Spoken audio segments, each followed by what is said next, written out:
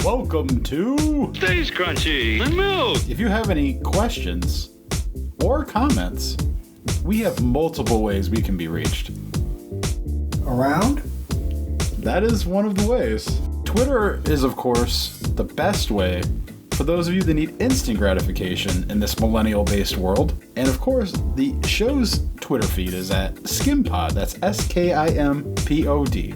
For the more patient amongst you, which is none of us, let's be honest, the email address for the show is podcast@stayscrunchyandmilk.com. Crunchy again, being spelled with a K. We're also available via Apple Podcast, something I've never heard of, Stitcher Radio. Are any of you still using that shit? TuneIn Radio, whatever the fuck that is, I couldn't tell you. Google Play, I've heard of that. I don't use it, but if you do, thank you. Spotify, now that one I use, so find us on there. I know we're on there. And of course, at the website, stayscrunchyandmilk.com. Now I ask that you please rate, review, subscribe, and share the show because honestly, I don't do that shit. And I need someone to pick up my slack. Now, I hear that there is a group of people here that collectively discuss music, and they provide for you, yes you, a pod called Cast. It's a musical discussion show built on a hip-hop foundation, which seems to be what makes the musical world turn these days, and I hear it's pretty swell. Our personal Twitters are Tatum216, Lunchbox2099, The Real ODP, and your host, Internet's Tasty Tayrell 713. Yo, I walk across this world that's deceptive. Beats are perfected, the ghetto infested. With more destruction, my vocal eruption will speak about corruption with no introduction. Approach me with caution, cause I spark losses.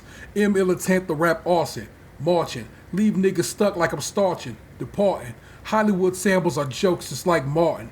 I'm the type of nigga that belongs in a ward, with a mic and a cord to hold your head with a sword. Self-proclaimed lames call themselves bold. They shall be floored when the claps applaud. If the point of life when I can't afford, then I have to get shiced and I deal in fraud. Now back to the topic of the rap philosopher with more drama than a soap opera. Who stops the propaganda? The hot block commander.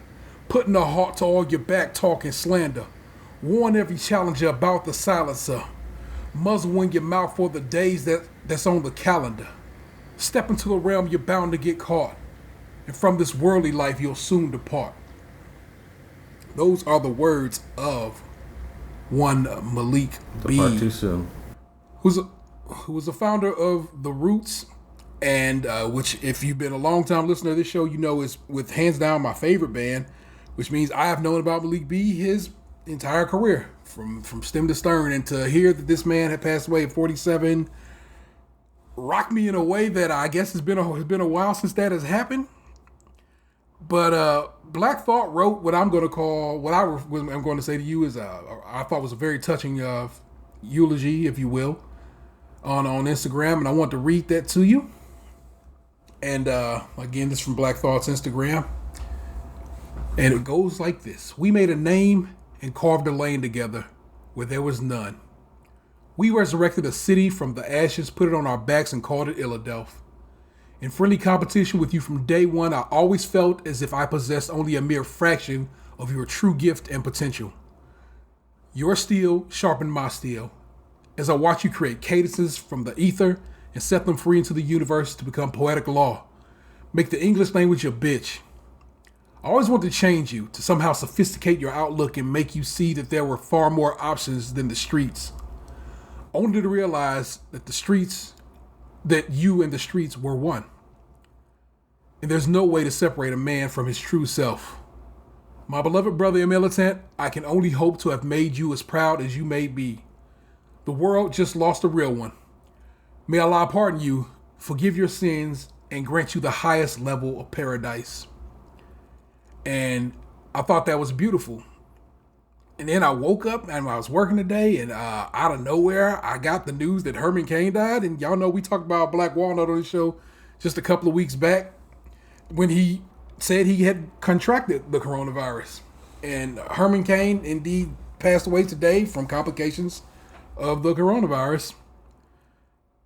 And I'm going to tell you something, politics killed Black Walnut, because the leader of this country decided to politicize a pandemic instead of doing his best to keep this nation safe. Herman Cain was a father, a husband, an associate minister at Antioch Baptist Church North, where he had been a member of the congregation since he was 10 years old. Herman Cain in 2006 was diagnosed with stage 4 colon cancer and given a 30% chance of survival. But he beat the odds and survived another 14 years. I didn't like or care about Herman Cain. The reason I kind of eulogize him is because his death was needless. And as I have suffered a loss before, I know the pain that his family and friends must be going through now, and I mourn for them. So I would ask that you allow me to paraphrase the very same words of Black Thought, who himself was sharing the words of the Quran. And I would say, may God pardon Herman, forgive his sins, and grant him the highest level of paradise. Because it fucking sucks when you lose somebody, and I don't gotten too well to it, man. Especially doing this shit that we probably could have got a handle on in this country, and should have, and just have yet to manage to do it. So rest in paradise, Malik B. Rest in paradise, Herman Cain, and let me introduce this show that I do every week with my own boy. So hello, welcome to Stays Crunchy Milk. It's episode 360. I am joined by the man of 1,000 nicknames, the artist formerly known as Chesterfield Rock, was the 216's zone, Tatum. AKA Black Peanut. Deal Pickle Peanut. I just saw them on the show the other day. Apparently they're tasty, so who knows. We're also joined by the man who's been bumping that folklore since it dropped. It's Lunchbox. If you want to hear all about it, onlyfans.com/lunchbox2099.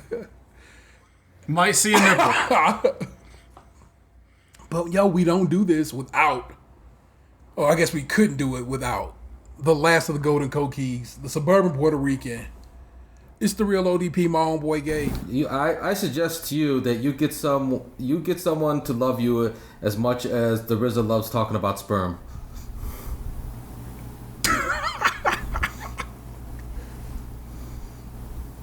Could you cite an example? He's got a lot of songs where he's like talking about busting. Is that why they also call him the Jizza? I'm sorry, what was that, Daniel? So is that why they call him the Jizza? No, that's the RZA. Oh, it's a different one? It's the RZA, the Jizza. Oh, dirty bastard, Inspector Deck. There's more? Fucking Wayne, brother? The RZA, they're happy, they're singing, and they're colored? The RZA and the Jizza are indeed cousins, so it's kind of how they can kind of kick in and make up names. The RZA as in he's razor sharp. The Jizza as in he is a genius. And so and comes on people. He's like, I'm just mix the egg with the sperm, and what's that? My lovin' is Digi. And then that's the sound of a sperm. Oh my god.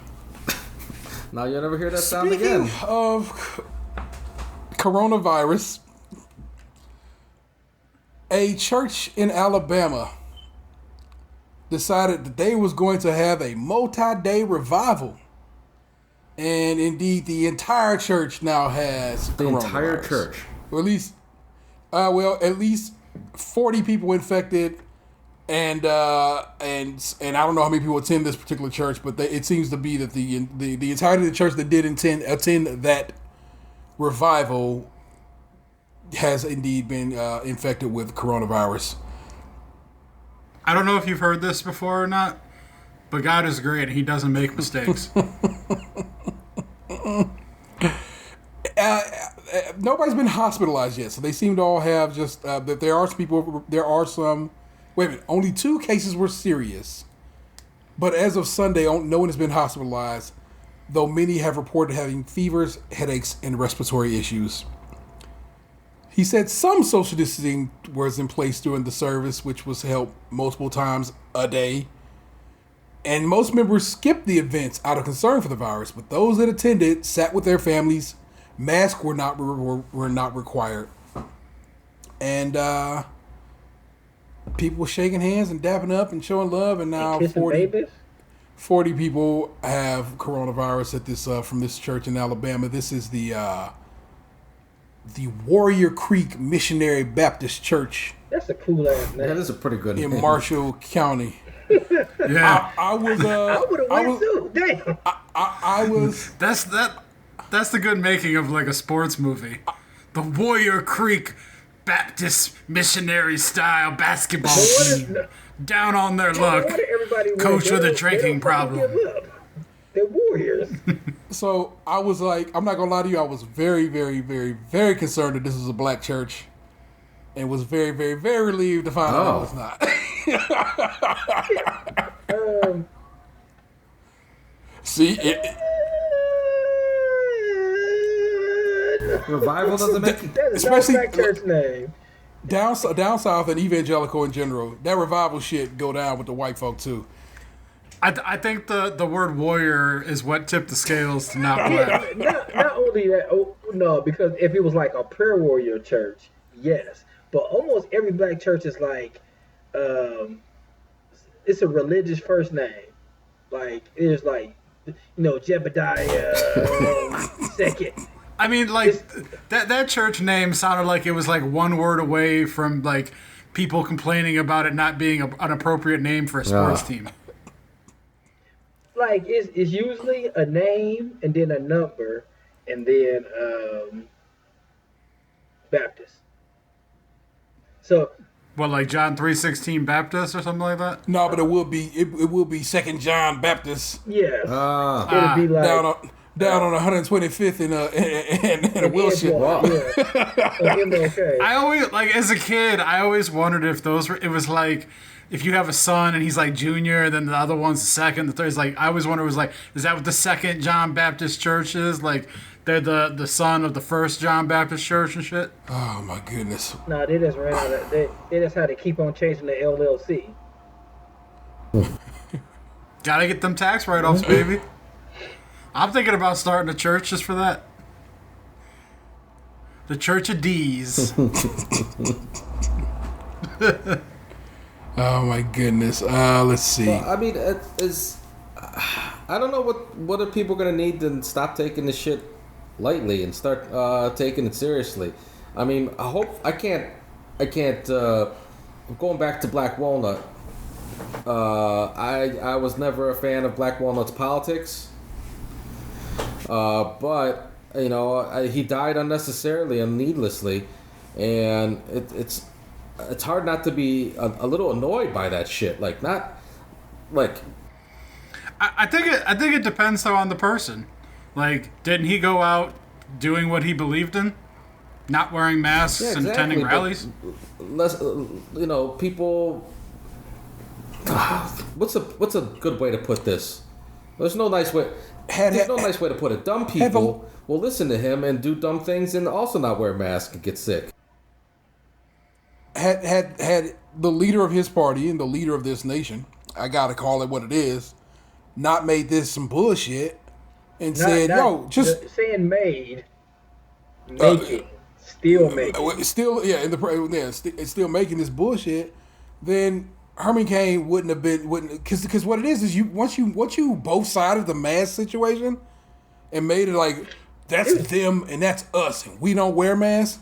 Well, the motherfuckers who follow that edict and and those principles are they fucking think that's what they got to do. They think, okay, well, if I fuck with this side and I do, if this is my team, then I have to not rock a fucking mask because that's what is expected of me. It's well, maybe people gotta learn some hard lessons then. Like, my buddy came home from work today, and like I don't know if it's not his.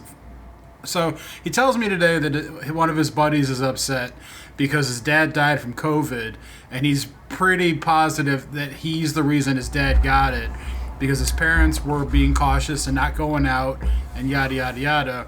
But he was out acting a fool, living his life like nothing was going on. Him and a bunch of people he was with got COVID, but he didn't know he got COVID until like 2 weeks later after he'd already gotten COVID. He'd already been around his parents. Dad got COVID from him. That's a heavy passes burden. away. Yeah. I agree. But I'm saying is like you can't force people. Like, you give people all the information up front. You tell them like best practices. you can't force them to make the decision for them. Like, their consequences are unfortunately going to affect the lives of other people. Like, a couple politicians wearing a mask, not wearing a mask. Like, it should be on the fucking individual to understand. Like, disease isn't a new thing. You know, like, you should know that a mask is going to help you. Like, you shouldn't have to, like, be like, is Trump wearing the mask? Okay, he is. Oh, I'll wear it this time. Just be smart. Disease isn't a new thing. But the thing about this disease is that people aren't taking heed of. Like you said, a lot of people, like, don't have symptoms up to 2 weeks. And the fact that, like, you can, like, I don't feel like people are really, like, driving that home. I don't feel like you hear it enough that the way it's changing and the way it's doing things. Like, well, before, you don't get a runny nose. It's like, oh shit, people having runny noses now. Like, every week is something different. It's for me, it's like people don't take world problems and other people's issues seriously until it affects them. Yeah. It's like, oh, the world it's not like that because I'm not affected in that way. It's the same thing with everything. Racism, poverty, all that shit. Oh, it's not a real problem because it's not happening to me. And then what happens? Oh, shit. Someone that I know died and now let's start a GoFundMe. Like, shit like that, you know? I saw some article the other day someone tweeted out about some dude who was like, I didn't take this seriously, and now I've got COVID and I've got medical bills, and yeah, I'm thinking like, fuck you, dude, you did it to yourself.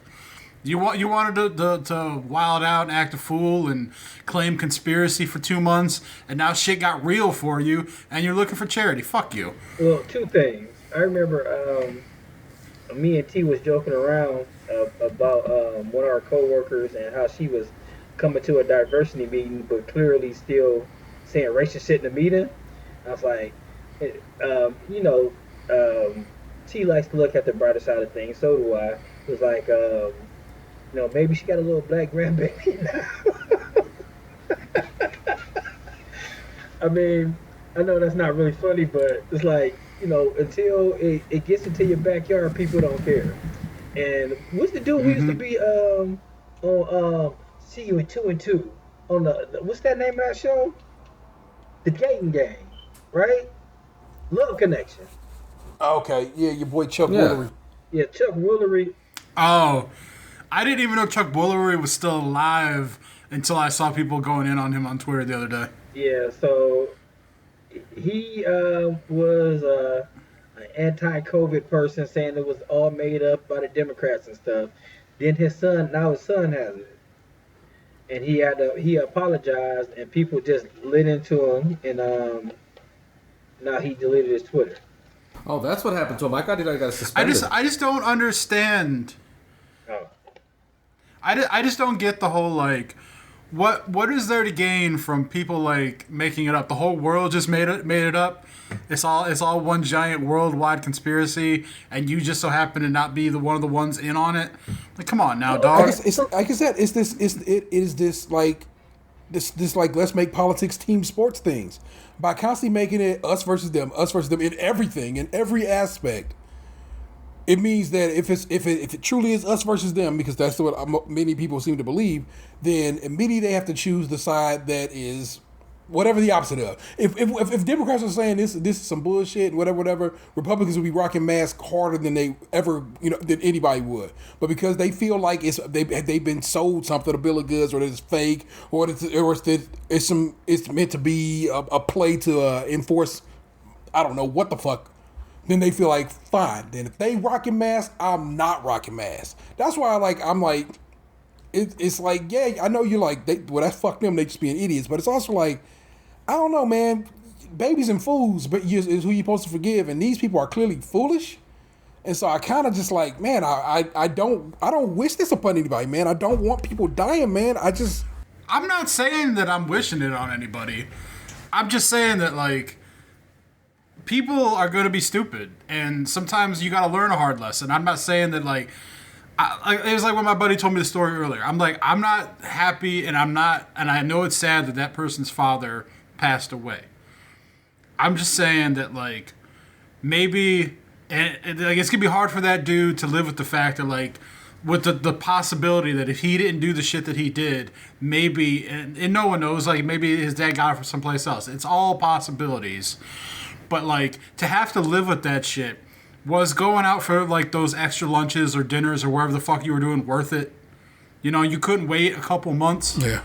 You know, sometimes people gotta die for people to learn. I know it's sad, and because every life is precious, but, like, it's the reality of life. He dies. You can't save everybody. No, I understand where lunch is coming from. When I heard the German cane shit, I was like, my initial reaction was shock. I was actually, not to laugh, but I was on like on a video chat with one of my coworkers, and I was just like bringing up the internet just to look up something work related, and one of my home screens is like the news, and the first thing that pops up is like, Herman Cain dead from coronavirus, and my jaw just dropped, and then I was just like thinking about that shit he said, and I got angry. I'm like, this stupid shit, like, that he didn't have that he died for just to prove a point. The thing though is, like, his death though may end up being better for other people in the long run. Like, I watched like one of the Dave Chappelle specials the other day, where he went over the story about Emmett Till, and like how that one lady's lie and the death of that man sparked an entire, civil revolution. So it's like, maybe in this instance, this one dude who was like, didn't believe, and he went out there puffing his chest out and being like, no masks here, we're not afraid, COVID's a lie, blah, blah, blah, blah, blah. Dying of COVID could be like a spark where like the people who followed that dude are like, oh shit, it's not all fucking lie. Maybe we should take this more seriously. So it's like the death of one person could potentially save the lives of thousands of other people. Like, it's that butterfly effect, Do y'all really think people were still listening to Herman Cain though? I didn't even know who the dude was until he was wilding out about that rally. So who's to say? But I'm not well learned. I think he's got some influence. He's got what has he got? Millions of Twitter followers? Or am I exaggerating? I mean, he was somebody. I just remember he worked for Daddy Green's Pizza. That's all I remember. Well, here's something. Maybe this will start changing people's hearts and minds about coronavirus. First dog to test positive for COVID-19 in the United States, Buddy the German Shepherd, has died. At least they don't make masks for dogs. The dog can't be blamed. Buddy, a 7-year-old German Shepherd from Staten Island, New York, was the first dog to test positive for coronavirus in the United States. He died on July 11th after a 3-month illness, according to National Geographic. It's unclear whether Buddy died from complications of the coronavirus, which he most likely caught from his owner, Robert Mahoney, who tested positive this spring, or whether he died from lymphoma. 2 veterinarians who were not part of his treatment, but who reviewed Buddy's medical records for National Geographic, told the publication that the dogs probably had cancer. It's unclear whether cancer made him more susceptible to contracting the coronavirus, or if that virus made him ill, or if it was just a case of coincidental timing, the magazine reported. The dog got sick in April. Mahoney suspected he had the virus, but it wasn't until mid-May that the family finally found a vet who would test him and who confirmed Buddy was infected. You tell people that your dog was positive and they look at you as if you have 10 heads, owner and Robert Mahoney's wife, Allison, told the magazine. By June 2nd, the U.S. Department of Agriculture confirmed Buddy was the first dog to test positive for coronavirus in the U.S. Samples from the dog were taken after it showed signs of respiratory illness. The USDA reported this time the dog is expected to make a full recovery.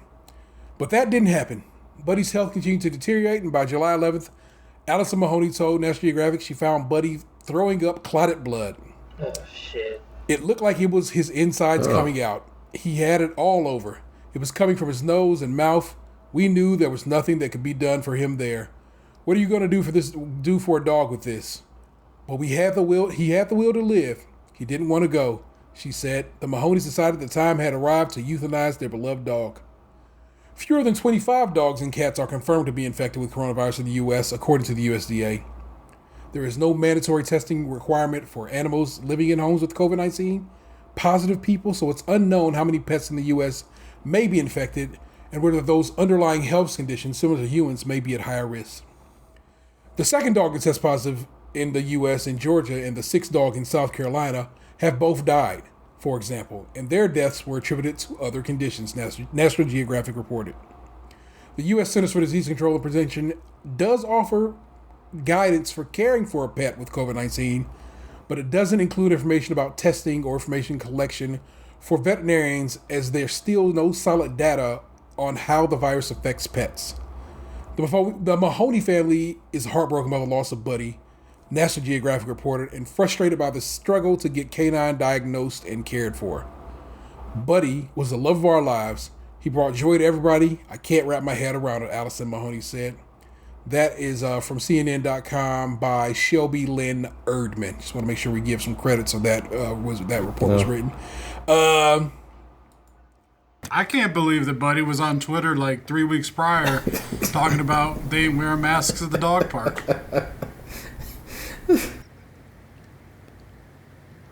Oh, shit. I hate you so fucking much, man. What, his name was Buddy? Yeah, the dog's name was Buddy, the German Shepherd from Staten Island? Probably. Buddy sounds like the name of the dog on Buddy sounds like a MAGA supporting dog to me. Yeah, exactly. Buddy the MAGA supporting dog. You see these Twitter accounts, all they have is picture of dogs and saying racist shit. And he was probably barking all dogs matter. He was just that dog was just full of shit. I'm not racist. I'm friends with Rottweilers and Chihuahuas. My best friend's a Rottweiler. What are you talking about? I dated with my picture in high school. Come on. Because I mean, you know how folks get, man. They love some dogs, and if maybe the possibility of their dog getting sick is a thing, maybe they'll get. Maybe that was the whole confusing thing for me at the beginning of that story was not the fact that the dog was sick, was it the fact that the owners ran an autopsy on the damn animal. Like, I'm sorry, but if like Smoke Dog or Callie take the life ill, I'm not taking him to the vet to be like, why did he die? Like, nah, I'd be like, all right, time to dig a plot in the backyard behind the garage. I don't know. You should dig him up in the middle of the grass so the grass can be greener right there. I don't know though, like, if I would just put him in the ground as is, or like if I put him in a box, or like I never really thought about it, you know? Like, as an adult, I've never had to worry about that kind of thing. Like, it was like I haven't had an animal die on my watch since I've been self-sufficient, so it's never been anything I've had to take care of. What did you do before? Put them in a box? I'm saying I didn't do anything myself. Like, I think that they were in boxes, but I wasn't really around. I don't know. I didn't have any part in it.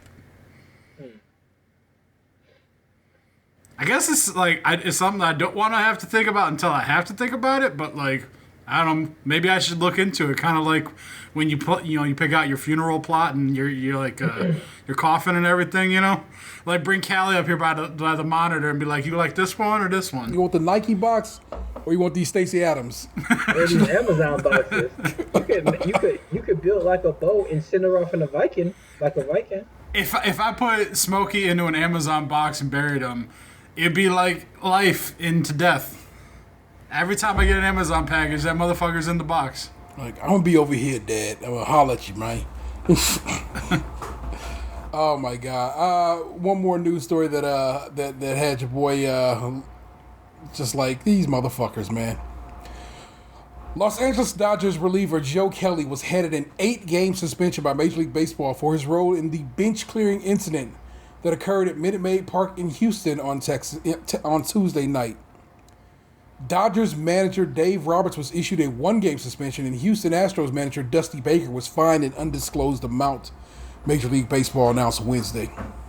Kelly, who threw a fastball behind Alex Bergman's head and later taunted Carlos Correa on the way back to the dugout, will appeal the suspension, making him available for the series finale.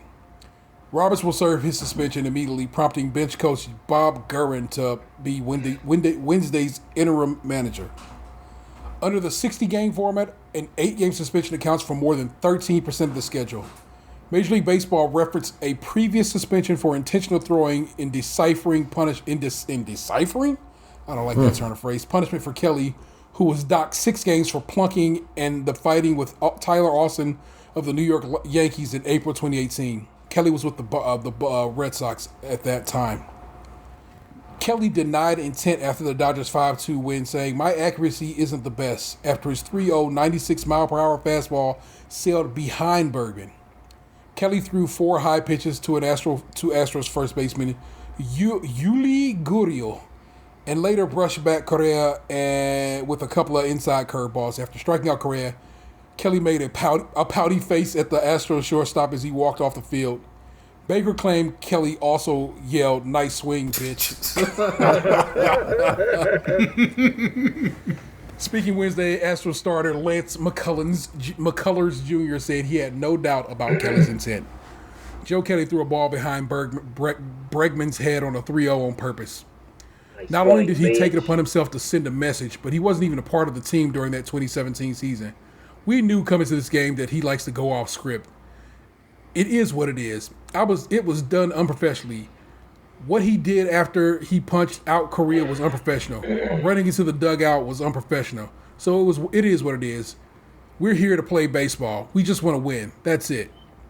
I'm not even going to go further than that. I just want to lay a couple. Did you see what Joe Kelly posted on Instagram? No, but let me just make a couple of points right quick. One, nobody on that cheating ass fucking Astros team, none of the players have been suspended. That team cheated to themselves to a fucking World Series championship, and none of them on that team got a suspension. But this motherfucker throw a wild ass pitch. It really was a wild ass pitch. If you see it, that shit is like that. And if you've watched this man pitch before, he does have control issues. It just is. That's why he's a reliever and not a fucking starting pitcher. He can kind of get it together for long enough to get some outs when you need him. But this cheating ass squad of motherfuckers can't just get their shit right, and none of them suspended. But you're gonna try to knock this man for basically what, if this is a full season, will be 22 fucking games. Eat a dick, Major League Baseball, man. Fucking fuck that. Fuck the Astros. I hope everybody throw at the motherfuckers at least once a game for the rest of this fucking season. You little fucking bitches who shouldn't have got that fucking diamond, who shouldn't have got that win, and fuck you. It's real simple like that, man. What did my man have to say on Instagram about this suspension? So he put up a picture of him holding 2 babies, and like there's like a kid next to him. So I think he has like 2 babies and like a young daughter or something. And he put pictures of the 3 Astros stars on top of the kids. Oh man, let me pull it up to see what the caption said.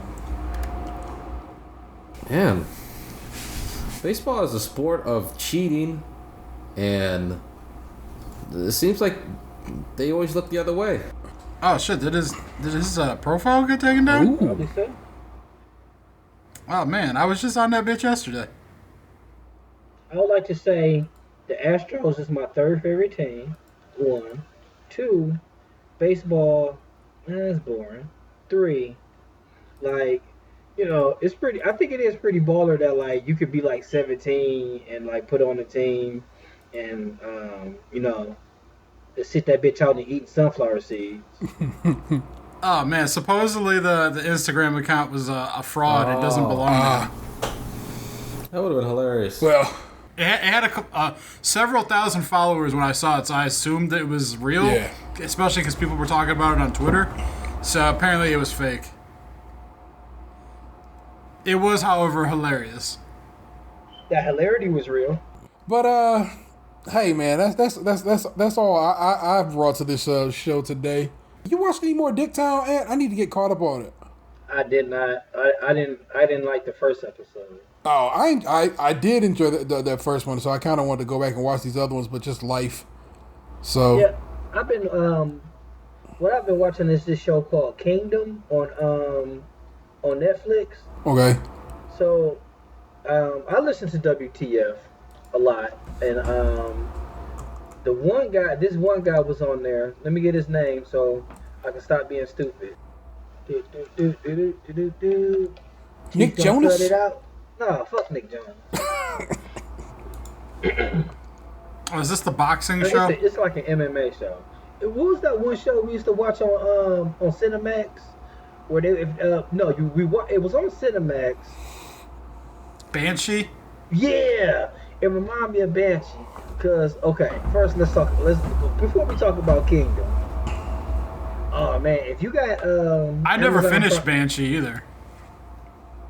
If you got Amazon Prime or you have access to Cinemax in any way, watch Banshee. If you're a fan of people fighting, and if they're not fighting, they fucking, and if they're not fucking, they fighting, and if they're not fighting, they fucking.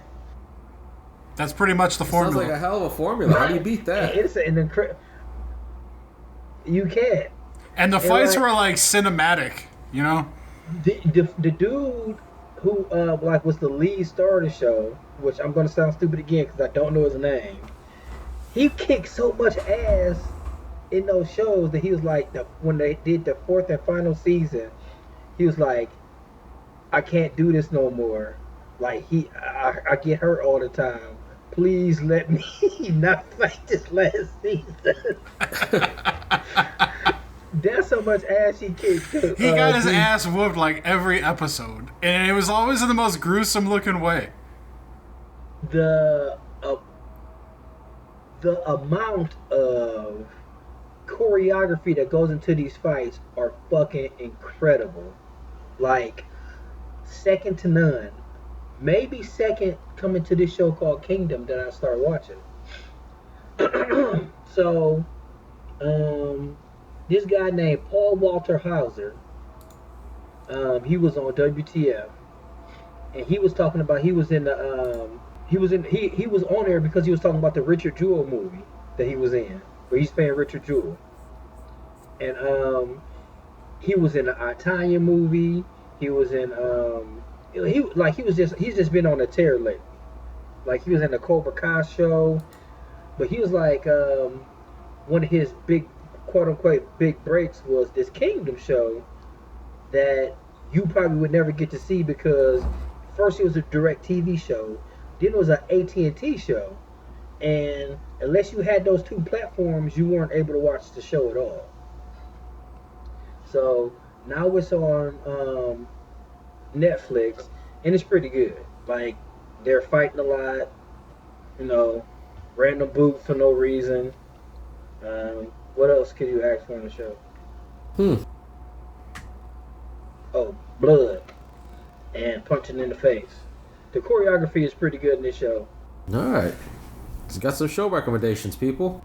Yeah, like watching Netflix throughout my day is just it's part of my life. What else do I have?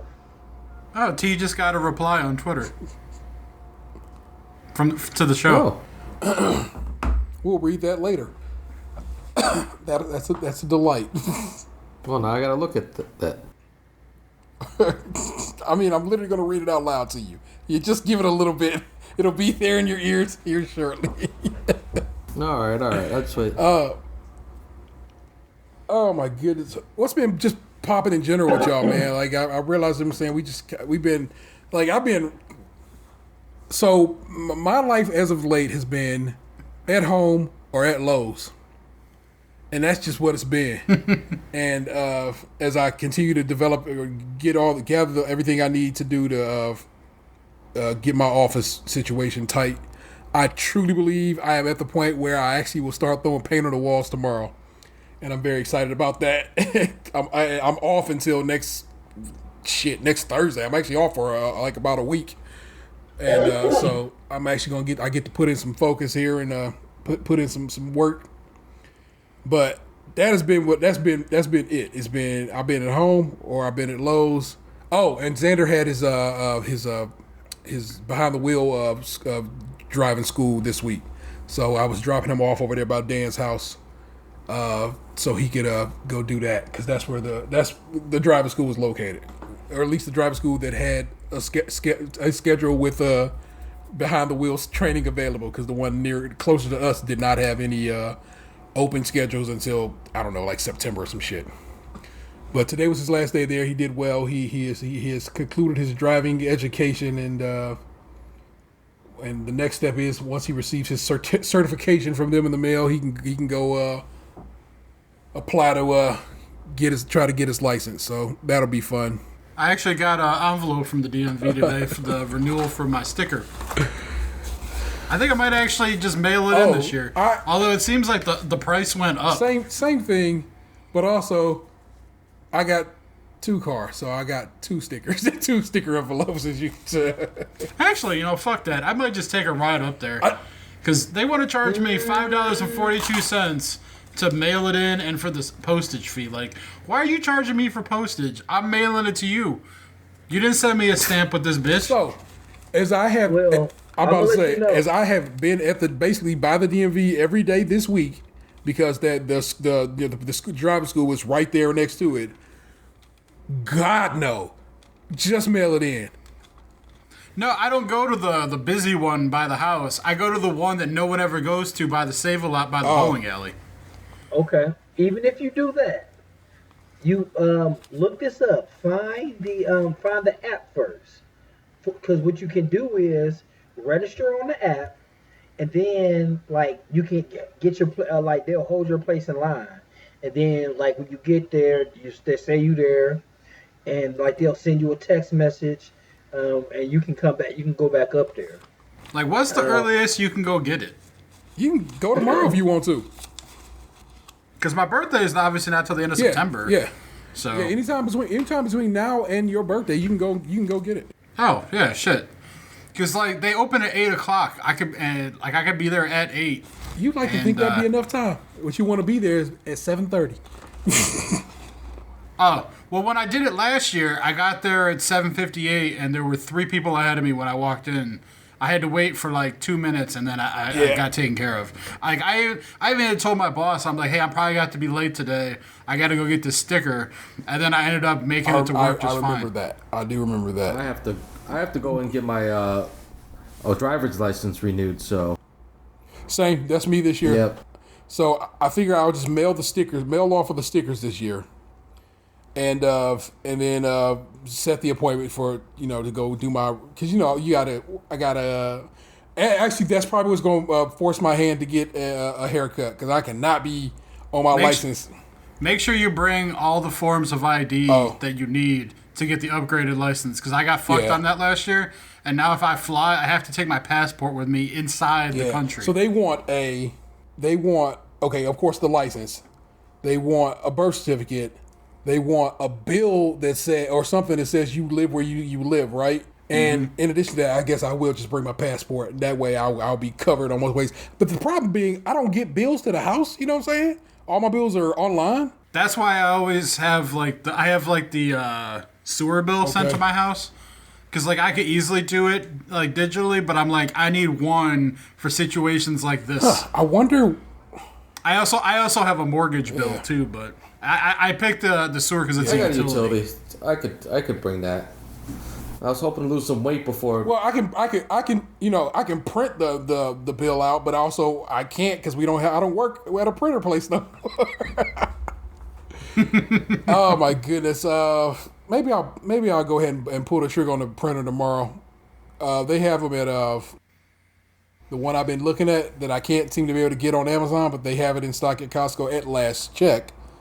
So maybe I'll just go up there and pull the trigger on that, and that way at least I will have a printer. But yeah, it is. That's what I've been up to. I mean, what's been going on in y'all's world? Well, nothing interesting. Just work and kids. We had a little adventure this over the weekend.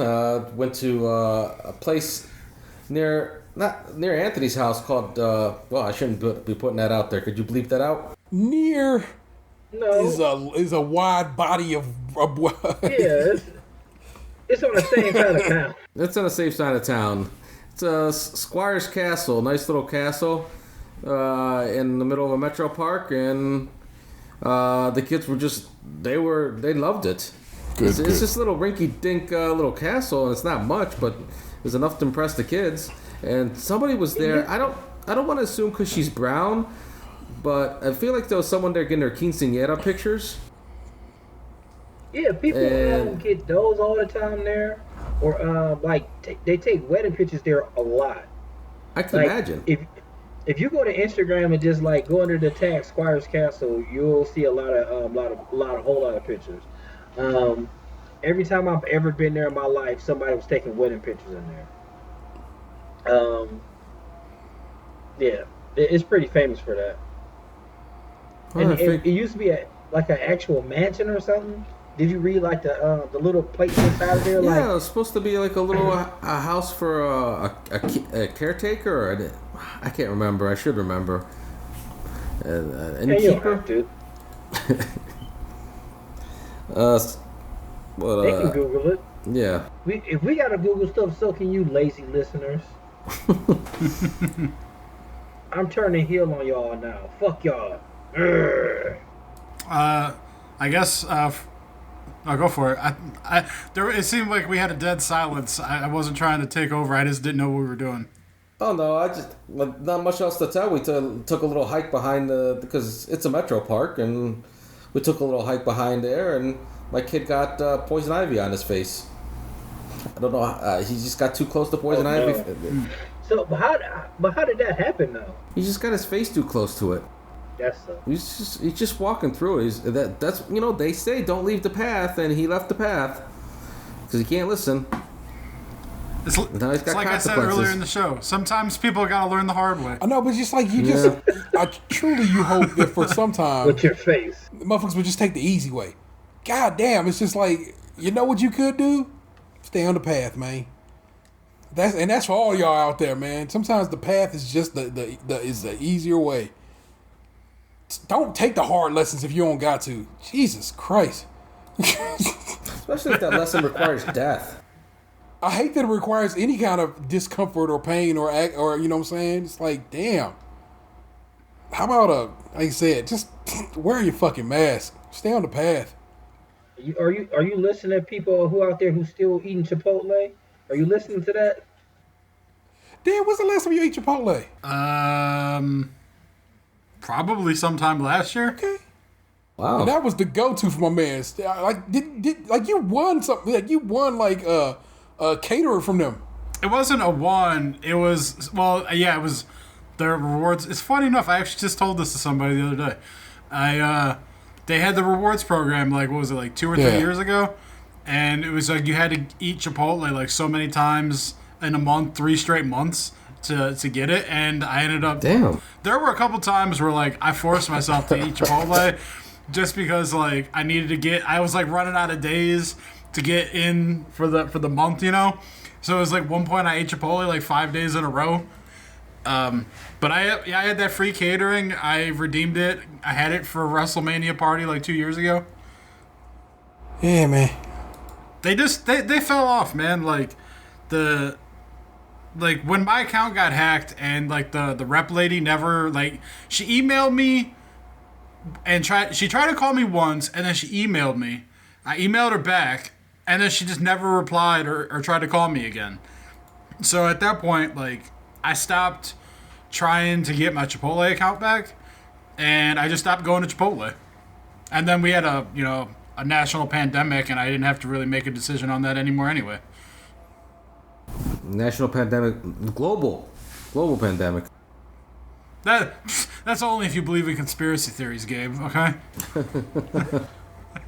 So, what conspiracy theories? I meant to bring this up earlier. Do you guys believe it? JFK was killed by the mafia. Didn't I saw something the other day that the government finally acknowledged aliens exist? Yeah, they acknowledge UFOs exist. But I mean, yeah, that's a relatively easy kind of thing. Unidentified flying objects. Yeah, if it's unidentified, that could mean anything. Yeah, it's very vague still.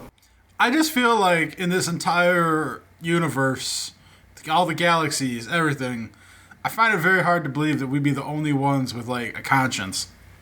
Oh, fully agree.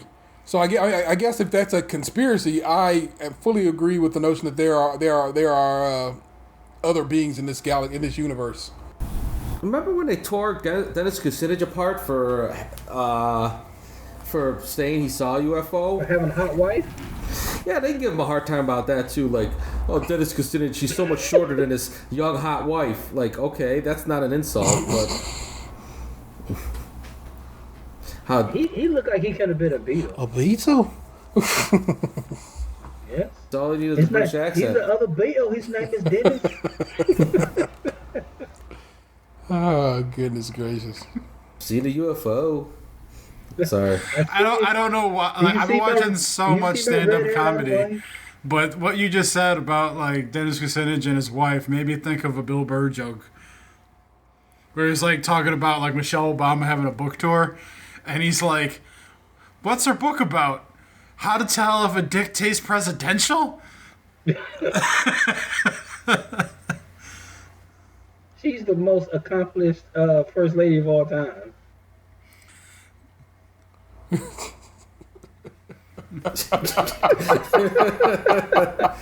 We're not laughing at what Anthony said. Was that the joke? No. Oh my goodness gracious. I mean, yeah. Like she's the. I'm sorry, she's not the most accomplished. She's the most educated. Correct. First lady of all time. Yeah. Yes. I guess accomplished would be the first lady that became Secretary of State, but that was after she was First Lady. That's true. Or maybe the one who posed nude a bunch of times and then is in a loveless marriage. Oh. Maybe she's the most accomplished one. That got cheated on by a porn star. Cheated on? It was probably understanding already. I mean, you're the third wife of a guy who's cheated on all his prior wives. At this point, are you like, oh my God, he cheated on me too? I am so shocked. Yeah, like I think at that point you know what you're getting into. Yeah. I give another prelude. I love it tomorrow. No, she just read that book. How to Know If a Dick Tastes Presidential. Well, she did steal the speech from that book, so. That's how much she loved that thing. I mean, I too know what a black dick tastes like. well, nothing's been presidential about Trump so far, so I don't know if his dick is presidential. I mean, I don't know, like, does she spit out Cheetos after he comes? Or I don't know what really happened. Like orange dust, or is that? Don't they say though that women love flaming hot Cheetos though? No, those are red. I'm just saying, like, don't they like Cheetos? Isn't that the joke? No, I don't know any woman who likes Cheetos. I mean, like I get in trouble for giving myself Cheetos all the time. She's like, no more Cheetos. Maybe you just gotta move on to cheese puffs. Nah, Emery like Cheetos, and sometimes it's a fight. You know, he headbutted me today in my thigh. On purpose? Hell yeah, it was on purpose. My thigh still hurt. I sat to the bed. I was like, man, you going to bed? Fuck this. And he still. You got a couple of weeks before he tells you to protect your neck. Nah, we bought a punching bag, and it might have been a mistake. He won't stop punching. Wasn't he already doing that beforehand? No, he was doing that, but he's doing it more now. Like, I'll be sitting here at my desk, and he'll be like, and then kicking it a little bit. Then he'll go play and eat a granola bar, and then he'll come back to the heavy bag. I mean, to me, it sounds like he's training. Like, I don't understand. I don't see the problem here. Yeah, they were fighting on the floor the other day, and they got dirty and hit each other with trucks. Oh, and they were fighting with I drink quite a bit of water, and they were fighting with the gallons like this. They both had some in their hand. That was pretty entertaining. You gotta get them some sock 'em boppers. I thought about that, but I know somebody just gonna get hurt. Yeah, I mean, like with a sock and sock bopper, and talking bopping Catch with just like a sock and bopper could probably still break the nose. Catch with the edge or the seam, and like just slice somebody open on that bitch. More fun than sock and boppers. So I haven't had a lot of interesting things happen in the last week. It's same shit, work a ton, watch a lot of TV, sleep. But I did have 2 observations on things that I observed over the last week that were very curious to me. And so the first one was some OnlyFans advertisement was in my Twitter timeline. And the model in question, she had some pictures in the Twitter advertisement. And I was very curious about how she chose to present herself. Now, I'm not judging. I was curious about the artistic nature of the photos in that she was covering up her nipples, but she had her bush just out there like clear as day. So I was like, what is it that like you're cool showing the whole jungle, but like you just like don't want the nips out there? Usually like I would feel like it would be the other way around. Like, is this a new world that we're in? But you can only see the hair. You couldn't see the lips, right? That is true. But it's like it's not really something that I've come across in the advertisement streets. Yeah, but like that's like I don't know about like different Twitter rules, but that's like almost it's pretty not safe. But like, I mean, that's her bread and butter, her nipples. If she showed those, then what's the point of going to her page? I can tell you that from what I have gleaned on the internet, those nipples do not exist on the other side of that paywall. Oh. Have you really seen a girl naked if you haven't seen her nipples? No. Even if she shows you her butthole? Surprise! I mean, that's like, dude, that's like it's a fair question. Yeah, it's kind of like going to the grocery store and getting everything but what you want from the grocery store. I just don't get like why. I mean, like each person obviously is allowed to show what they want to and what they don't want to. That's their own personal choice. I'm just like Gabe said, like, how is it that I've seen someone's asshole but not their nipples? Like, it seems like such an odd scale. Isn't it like some internet model? Yeah, we talked about it before. Yes. Yeah, that's I'm more impressed by how good she has gotten at like I can show you my full splayed butthole, but you'll see nothing of my lady parts that are right next door. Like, man, you are really good at covering the scene up. Oh, she from what I have read, she changed that stance like 3 weeks ago. But did she apparently she didn't make any sense? I don't know, man. Like she had said some shit about being a nurse, and as a nurse, she wasn't allowed to show certain things for her job, and I don't know. Maybe she was like, "Fuck, there ain't no money in this nursing thing. Let me whip out my kitty." Talking about you gonna be a nurse, but bitch. To be a nurse, you gotta go to school first. Nah, from what she said, she is a nurse. That's another RZA joke. Oh, my bad. Phew, my head, it went over. Oh, it was meant to make Gabriel laugh, and it did, so I'm okay. So, that was my first observation. Second observation was, so I watched this really bad movie last night. It was called Devil's Gate, I believe. And I'm just going to spoil the movie because I don't think any of us here should watch it after I fell on the sword. And if you want to waste an hour and a half of your life on Netflix watching this movie, listeners, feel free. But I'm telling you right now, I'm about to spoil this bitch. Is it the 2017 one? Yes. Okay. So it has a lady that was in Suits, the guy who played Iceman in the X-Men movies, Milo Venta, whatever from Heroes, and then some random ass lady. Him too. That too. So I guess the movie is essentially this guy's wife and child go missing, and he lives on like a farm or whatever.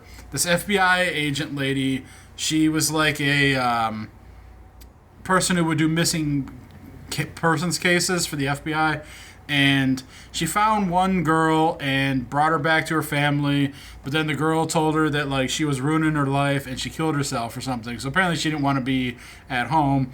So this like, struck the FBI agent and rocked her world, and she's got to find herself and whatnot.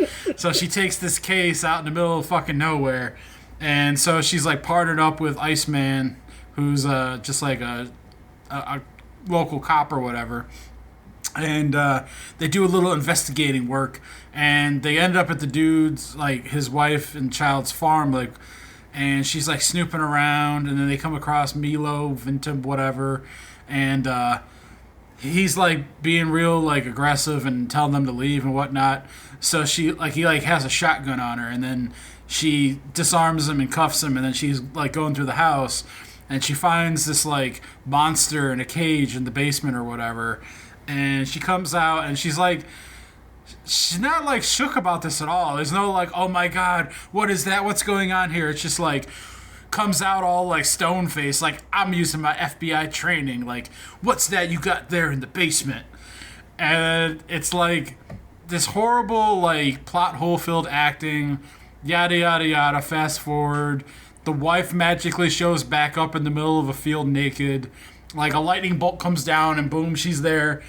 Then she like wakes up and is like she's mad at Milo, whatever, because apparently like he sacrificed their son to what he thought was angels and yada yada yada. Jesus. And come to find out that like this has been going on for generations in this family, because like they thought angels were telling them that they had to like take care of this land and make these sacrifices and blah blah blah blah blah, only to come to find out that it's not angels but it's aliens, and they're on a dying world, and they're like trying to blend their alien DNA with human DNA so that they can continue their race here on Earth or whatever. So apparently like at some point they had alien swapped out Milo Venta whatever, so he's actually like an alien. He just didn't know it until the alien touches him and all his memories come floating back to him. So then they realize that like the son that's missing is actually like the first pure born alien spawn in a human body on Earth or whatever. So like essentially the aliens' whole plot is to like they have now bred their super alien, and they are over time, because what they've been doing is cultivating more pods on this farm. They're planning to eventually just take over Earth as their own. So it's like they're over generations going to weed out the human population, right? So they fight like the aliens or whatever, and it's at the point where like the FBI agent lady is standing over the alien spawn child who's being shielded by the mother who's human, but it's like, you won't hurt my baby, there's nothing I wouldn't do for my son, and she's just standing there, and I'm like, you have now been brought privy to the fact that aliens exist. They have been plotting this for generations.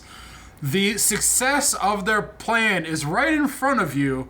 You know that their plan is to overtake the world, and you've decided to not save the human race by capping this little fucker and his mother. You have condemned the human race because you couldn't shoot one lady and a fucking alien child. What was in the basement? What was that? It was like the alien, but not in like a human body. It looked like a fucking monster. Like it had like teeth and like gangly arms and shit. So pretty much, it was like a episode of the Treehouse of Horrors. Yeah, it was real corny in that way. The thing about it was the effects they did were really good. It was just piss poor acting and like terrible editing. Like the movie didn't flow. You know, like I feel like it had an opportunity to be like a decent enough movie if done correctly.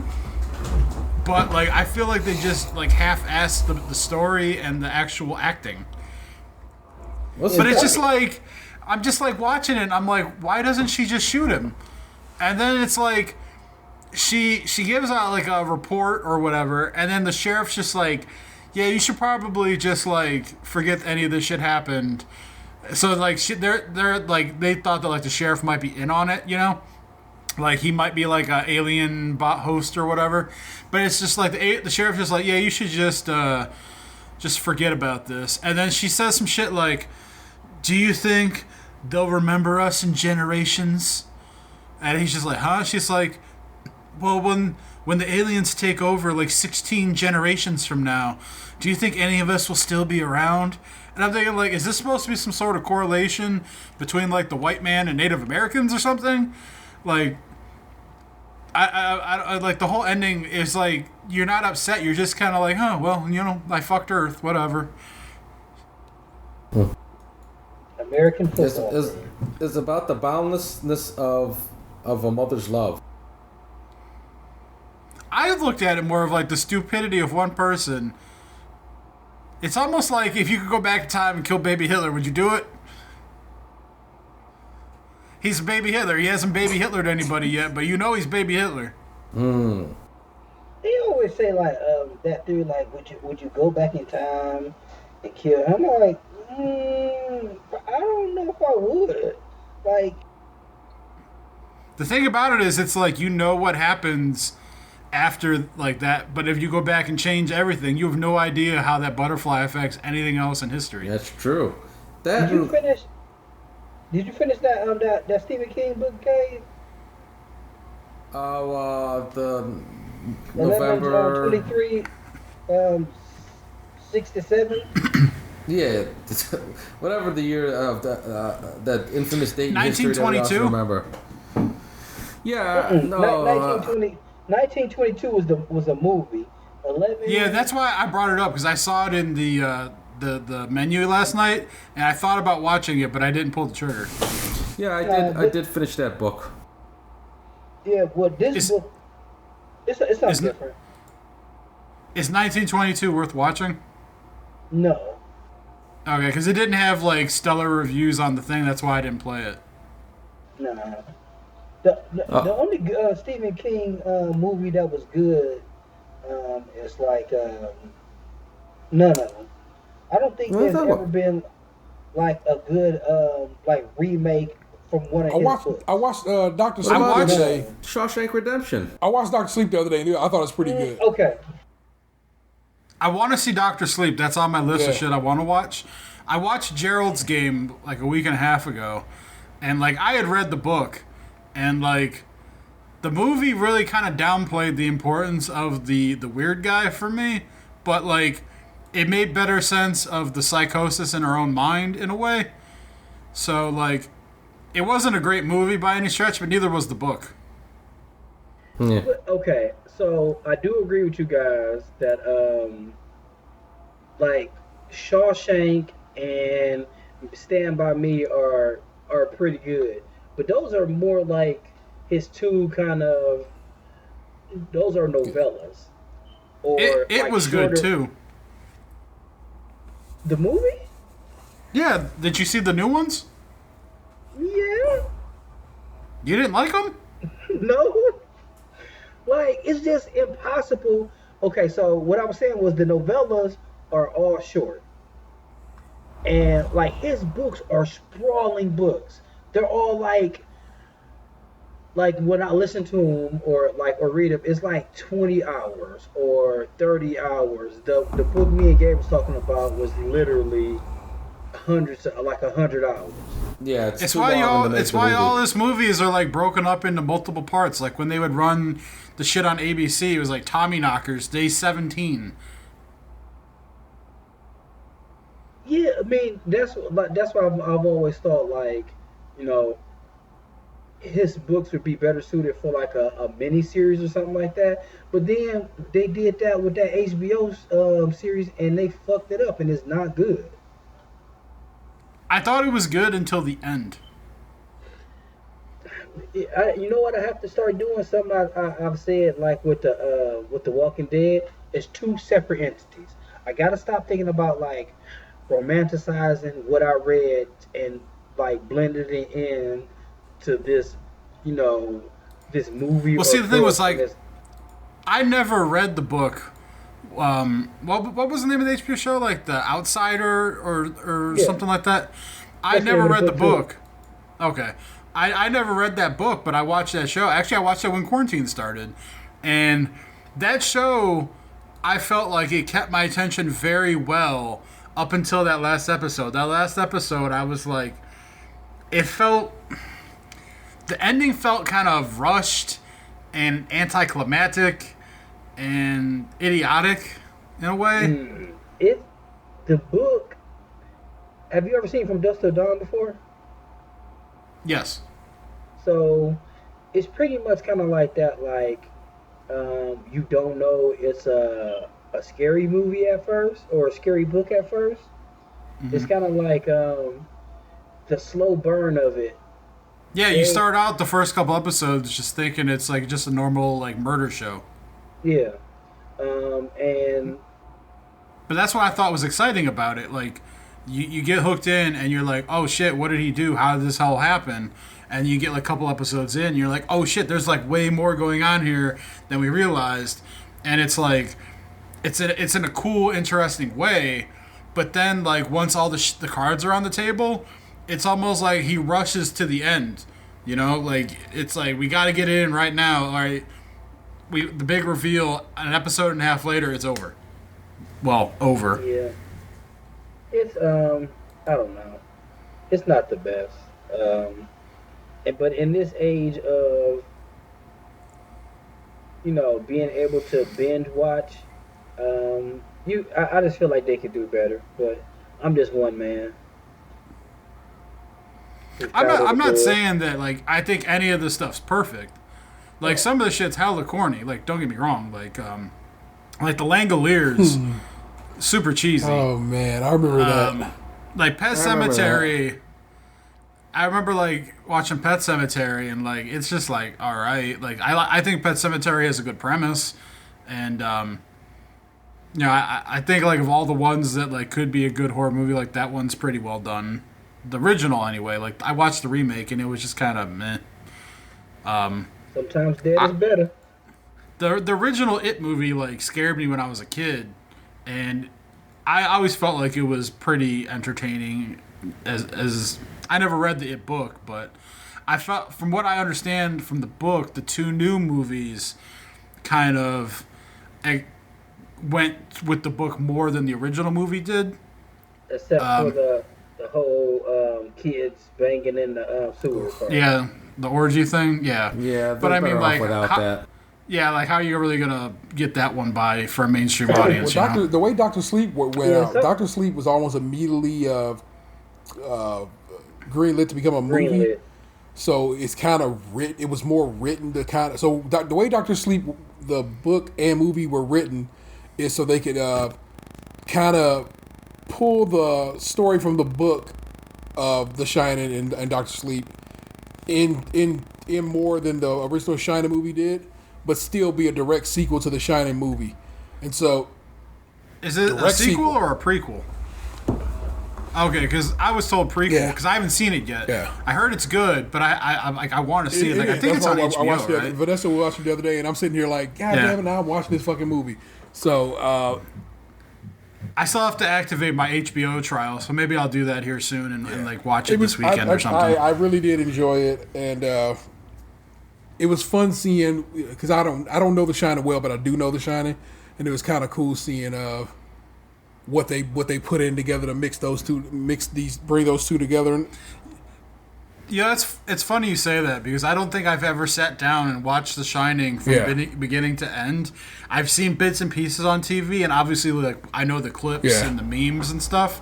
So I've been able to piece it all together, but I've never actually watched it from beginning to end in one sitting. I don't find it. I would say seriously, watch it and then watch Dr. Sleep and be like, okay, I'm trying to see if I see it showing anywhere. Without spoiling it, could you tell me what happened to the couple that was the person in the dog suit blowing the guy in the suit? Because I want to know if they were still together or did they break up or what happened to them. I two and two together, I cannot put him, so I don't know. So, but I mean, it's got to be hard if you're a guy in a suit to find another person willing to get into a dog suit to blow you. Man, that movie is wild. Stanley Kubrick, man. Stanley Kubrick, bro. I never read The Shining book, so I don't know if that's in the book, but now, like, did you guys see Dark Tower? No, but I had heard everything about that was way different from the book. The movie was way different from the book, and in fact was supposed to be like I don't know, like a follow up to the book or some in some way, shape, or form. See, I didn't. When that movie came out, I've never seen it. I've never read the book. I was told that like that's when I found out that all of Stephen King's books are actually more of like a universe rather than individual tales. So I found that concept to be kind of interesting. But then I heard the movie kind of sucked, so like I never really pursued seeing it. Yeah, that's the one series of books like I haven't ever listened to by him, like any of the Dark Tower series. But like everything else, I'm pretty caught up on. I was just thinking about giving Dolores Claiborne another go because it's been so many years. I like that movie. Intended as the first installment in a multimedia franchise, the film combines various elements from the 8-novel series and takes place in both modern-day New York City and in Midworld, Rowland's Old West-style parallel universe. The film also serves as a sequel to the novels, which concluded with the revelation that Rowland's quest is a cyclical time loop. The presence of Horn of Eld with Rowland, received at the end of the series and carries in the film, indicates that its events occur in the next cycle. So the Dark Tower movie basically ain't got shit. I mean, it does. It's a sequel, whatever. But it truly, like, that's where a lot of disappointment lied. It's like people are like wanting to see that series of books become a series of movies, and it's just not what they ended up doing for the movie production. So, how many books is that? That Dark Tower. It sounds great, but I don't think I want to get invested in 8 books. I listened to all the Wheel of Time books, and if I'm not mistaken, that ended up being 14 books. Wheel of Time, which is going to end up being a series on Amazon, but currently it is of course on hold for Rona. But yeah, that series of books got its hooks in me, and when it was all said and done, the last 3 books were written by a different man because the author of the first 11 books died, but he knew he was sick, and so he wrote extensive notes about where he expected the story to go. His wife handpicked the guy who finished the books off, and the guy who finished the books off really did something good with those books. He was respectful of the story that came before it, gave it a little bit of his own little, shaky shake, and that series ended off really well. Fantastic series of books. I'll tell you right now, the Wheel of Time, books 1 through 14 are really great. If you can get them on what's that library app? You get many of them on Libby, and anyone I couldn't find on Libby, I just went ahead and paid for on fucking on Audible, because that's how into the books I ended up getting. Or actually, I bootlegged several of them because there was a website that was basically like, listen to it here. And so I was like, is this true? Can I listen to it here? And sure as shit, that man, that website, I assume it's a dude, had those books up for listening, and you could just it was basically a website with a play button. And like I said, I listened to a good chunk of them on there as well. So the ones I could not, the ones I could not find on there, or like it wouldn't, that website wouldn't work, and or they weren't on Libby, I ended up buying on Audible. And let me look at which ones I bought. How many I bought on Audible? I think I ended up buying like 3 or 4 on Audible.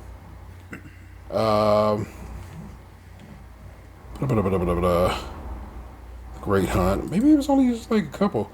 Lord of Chaos, The Great Hunt. Yes, maybe it's just a couple I knew in a while. I started a book. I have not actually been doing a lot of book listening and or reading. As of late, I got a new book. I have it right here that I actually would like to read. I actually ordered a book. It's been forever. This is the rap yearbook, and I have that book. I wish I would have known. And I want to sit and go through that, and that might be what a podcast, the actual podcast version of it, becomes. Just going through that, because then it ends up giving me a finite point to work off of, and so just going through, and each episode will be one of those, because basically it's a year of music, a year in hip hop, and I kind of like that idea of discussing that. Jessica Kang, if you listen to Black Guy Tips, old school heads know Jessica Kang. I follow her on Instagram, and she had found a book about music from the 70s, and she just went through and talked about them every time she listened to the songs, and I liked the way she did that, and I was like, that is a solid podcast idea. And I was like, I wonder if they got a book about hip hop like that. And sure as shit, when I discussed that with her, I ended up finding that book right there. So that has been on my head and heart. I got the latest Christopher Moore book. I got that on Audible. It's just sitting here, and so I got. What's that book about? It's the third book about the Fool, and so yeah. Okay. Oh, I like those series. I'm Yeah, gonna have it's to check that out. called. Let me give you a title. Shakespeare for Squirrels is what this one is about, and it's the fool from Macbeth. Oh no, King Lear. King Lear. King Is King what Lear. what the initial book was about. So basically, Christopher Moore takes some Shakespearean a Shakespearean play, and then writes about the adventures of the fool on the outside of that. And so he did one for King Lear, the original. The second one was for The Merchant of Venice. And this one is for, I forgot which one it's for. It was whichever one takes place in Greece. So that is what's been popping right along that path. But I should be listening to more books and reading more books during this time, I would think, but I have not been. I am a podcast man. I listen to loads and loads of podcasts, but maybe get. Oh, it's available right now. Maybe get some book action popping would be good to do during this time. I don't know, man. I truly have felt like slightly, as I said, this just dawned on me the other day. I'm like, I think Corona has me a bit depressed. Not anything dramatic or terrible, or I think I need to go speak to somebody about it. But it's just been some stuff. I've been like, that is off enough, and I think probably just being kind of stuck in the crib has been a bit of that. So who knows? Maybe books can be an escape. Yeah, I've been really, really considering joining the gym. Like maybe, I'm masking glove wherever I go. I might as well just mask the glove in the gym. I mean, I get that, and I see what you mean, because like I said, I hadn't heard anything about any gym outbreaks or anything like that there, but also I can't call it, man. It's like people's wild out here. I've heard of a couple, and in the gyms you have to wear masks now. I would hope so. That's got to be hard to breathe. It's just not. If I can, cut the grass for, my front and backyard for an hour and a half wearing a mask, what's going to be the difference in going to the gym? It's sweaty. You know what I'm saying? I get sweaty just now. Like I said, I put the mask on when I go walk the dog and stuff, and it is sweaty. But in general, it's like I don't ever feel like I'm like, oh my god, I can't get no air going on through this mask. I wear a mask with a filter in it, and like a pretty thick filter, and it's not. I mean, at first it was just like, oh well, I can tell I have something on my face, and sometimes people can't understand what I'm saying, but nah, that actually is about the worst thing I think about masks is like having to repeat myself, and that is like, I'm like, what he saying? I'm like, okay, let me try this again.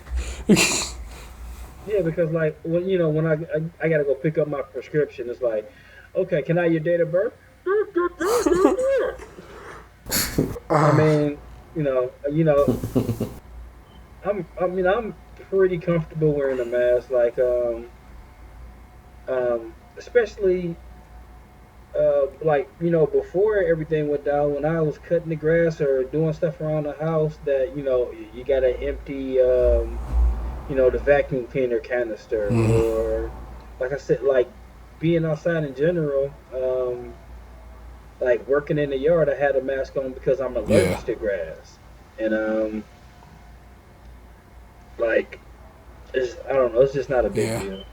Yeah, like I said, I just I like the idea of if possible to get into a gym, but I don't know, man. I just ain't trying to put my neck on the line and my family's neck on the line just because I'm bored at home. You know what I'm saying? Yeah, like it was funny.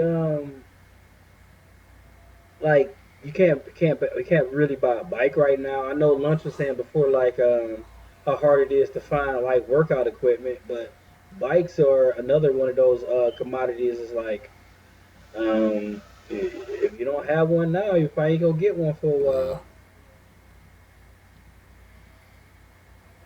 It's that and all the stuff you need for a home office. Like I said, that's why like the printer I want normally sells for like $189.99 or something like that, and it's currently going on Amazon at like $300+ because people I guess in a sense wisely invested and bought shit to sell at a profit, but also it's like, you fucking shitheads. It's like, just people need this shit. People need microphones. They need cameras. They need all this, this bullshit. And it's like you are fucking them because you were like, I can make a profit. You know what I'm saying? Nintendo Switches are almost impossible to find anywhere because people keep using bots to buy them up whenever they pop them on websites. And then trying to sell them like basically $150 more than MSRP. And I was like, I don't like that notion or nature of this pandemic of like people are like, well, time to make $1, and I'm like, really, guy? Is it? Is that time? Yeah, that's one of the main reasons. Like I never renewed my Amazon Prime because it was just to the point where it was just costing. I feel like they raised the price for no reason, and then like.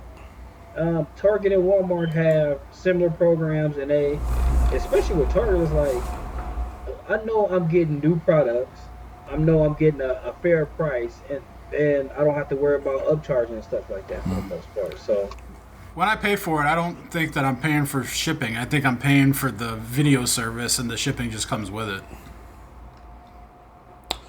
I can hear that.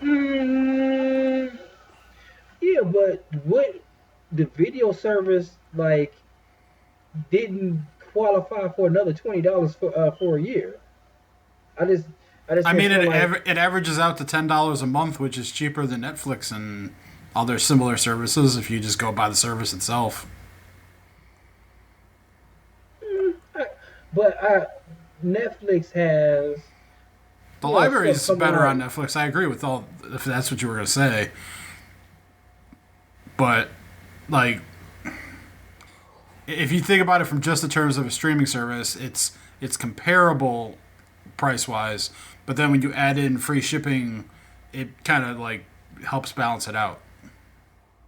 Let's just agree to disagree. I mean, how much like is like the Target and the Walmart and stuff like that? Like, is that free or you have to pay for that service? It's free. You don't have to pay for anything. It's not a service. It's like if you're buying, it's free shipping. Like if they can if you like buying a certain amount of stuff and it's like stuff that's near to you, it's like, well, if you click here, you can get it one day, and if you don't, hey, we'll give you $1 to have a slower ship it to you slower. And then also with Amazon, it just made me make plans of buying stuff. Like, well, you know, I'm gonna buy this and get this and get this. It was just becoming too much for me. Well, like for me, some of the stuff that I get is just cheaper on Amazon, like my cat food. Like, so it's like Target. The Target wet cat food is like $10 more than I pay at Amazon. So certain things like that don't make sense for me to go to Target for, you know? Even if the shipping is free, the cost of the item is still more expensive. Yeah. And I just don't like Walmart to begin with. I shop at Sam's Club, but I don't like their step down Walmart, you know? Yeah, you gotta get those cats to start making their own food. They're costing you an arm and a leg. Yeah, the whole workout equipment thing is why I have off next Thursday and Friday. Yeah, ordering some stuff. What's happening? Planning on seeing if there was any estate sales or anything out there and just going exploring. Good. That and I was hoping to find some sort of cabinet that I could put in the basement for the liquor. If you come across records and/or video games, you know that's my wheelhouse. Take a peek, a poke, and let me know what you see, and I will gladly pay you Tuesday for a hamburger today. Well, I know my friend doesn't have any records, but a friend of mine, she's leaving for North Carolina, and he'll might be getting rid of some video games. So I'll let you know about that because he has he worked for the record exchange for many years, and he has a lot of stuff. So remember, like a year and a half ish ago, I buddy was over here and I had that N64 that I never played, and I told him like he could have it for $20. He gave me $20. He went home. He's like, this thing doesn't work. Can I have my $20 back? So he brought the N64 back, and it just sat on the TV stand over here for like the whole year and a half. So then like 2 weeks ago, I went down in the basement and I cleaned it up and I plugged it into the TV down there to test it myself. Works just fine. Those, as it turns out, are selling for decent. It's their time for nostalgia is now apparently, and so people are doing that. My son just came home the other day with a Sega Saturn out of nowhere, so I'm like, I don't. Isn't that Sega Saturn older than he is? I don't know the Saturn because it just didn't last that long, and so I'm not a solid whatever about it. So I actually had to hit up the gentleman from the Player One podcast, another podcast I listen to, because they have a Sega expert on there, and he's like, just make sure he said he had to switch the battery out of it because that's how it does backups, and to make sure the cartridge slot still works. That there's a RAM cartridge you can put in there, and he goes, and then you should be able to just have that. And so I am going to help Xander develop his Sega Saturn vibe. We also found out you can play burnt games on it, so we're going to do that. So I got you can't see it, but it's sitting atop my tower here. I bought the desktop that's here is the computer I built a few years back doesn't have any drives, like, external drives. You can't, stick a floppy disk in this bitch, you can't put a CD in it. So I had to buy an external burner for it the other day. So I know, like, the thought of going to an estate sale and finding somebody's parents selling their kids N64 stuff is probably far-fetched. But, like, looking at the prices of this shit on eBay that have sold, it'd be, like, worth it to buy. Like, even if I didn't know any of the shit in the box, it'd be worth it just to buy the shit to bring home because like some of this stuff on here I've never heard of is selling for like $10. Yeah. Silly, I got an Like N64. right here, N64 Tetris, pre-owned, $23 with $8 shipping, sold. Someone paid $30 for Tetris. It's a solid version. I like Tetris Sphere on the Nintendo 64. N64 console tested authentic with an expansion pack, sold, pre-owned, $125. So, and it's funny because the 64 that Xander has is my 64. The 64 his mother bought for me years ago. So I laugh because that's the OG. I've had it since like a long time. I'll put it to you like that. Yeah, right here. A game I've never fucking heard of. I've heard Hydro of it. Thunder. Sold $45. Popular. It's an arcade game. The good people at Midway made it. There's also a version on the Dreamcast. I think I did play at the arcade, Hydro It's a Thunder. boat racing game. Yeah, but those are usually the games that cost the most that like maybe that you can't find that like 10 people love. Yeah, like right here. N64 Battlezone Rise of Black Dogs. Rare. Pre-owned. Sold. $21 with $4 shipping. Never fucking heard of it. It went for more than Diddy Kong Racing, and I probably logged hundreds of hours on Diddy Kong Things Racing. like Diddy and oddly enough, Mario 64 sells for a bit of a price, which is weird because it's sold so many copies. But there's tons of Yeah, right here, Mario 64, $35, yeah, there's $18. tons of copies Hell of of a Diddy game. Kong out there, and so that's what makes that one particularly like less desirable. But I fucks with it. I love that my kid has my child is very much into old school video games. It's a Jeopardy, $15 with $9 Nice. shipping.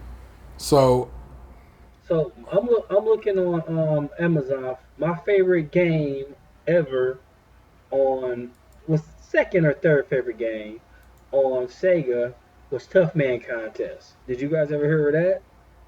No, Never played it on Sega? never I heard heard of of it. the Tough Man contest where they just punch each other in the face. It's like amateur Yes. boxing without any style it or was a- training. With Butterbean. Yeah. It's $50 for that game on Amazon. Man, that game was so incredible. With Coolio Loke, and it was also on Sega 32X. Let me not push that button because I don't want it to show up on the record.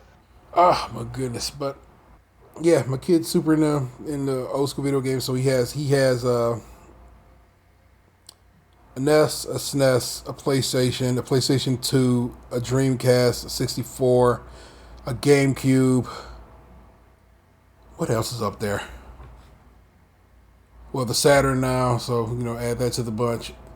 I guess I need to find him a proper Genesis, and I've always wanted a TurboGrafx 16. I have the TurboGrafx Mini that they released there. Well, it was released in Japan. It hasn't released in America even still. But I have that over there underneath the TV right now. So that was as close as I figured I'd get. But if I could get a working TurboGrafx 16, that'd be pretty sweet.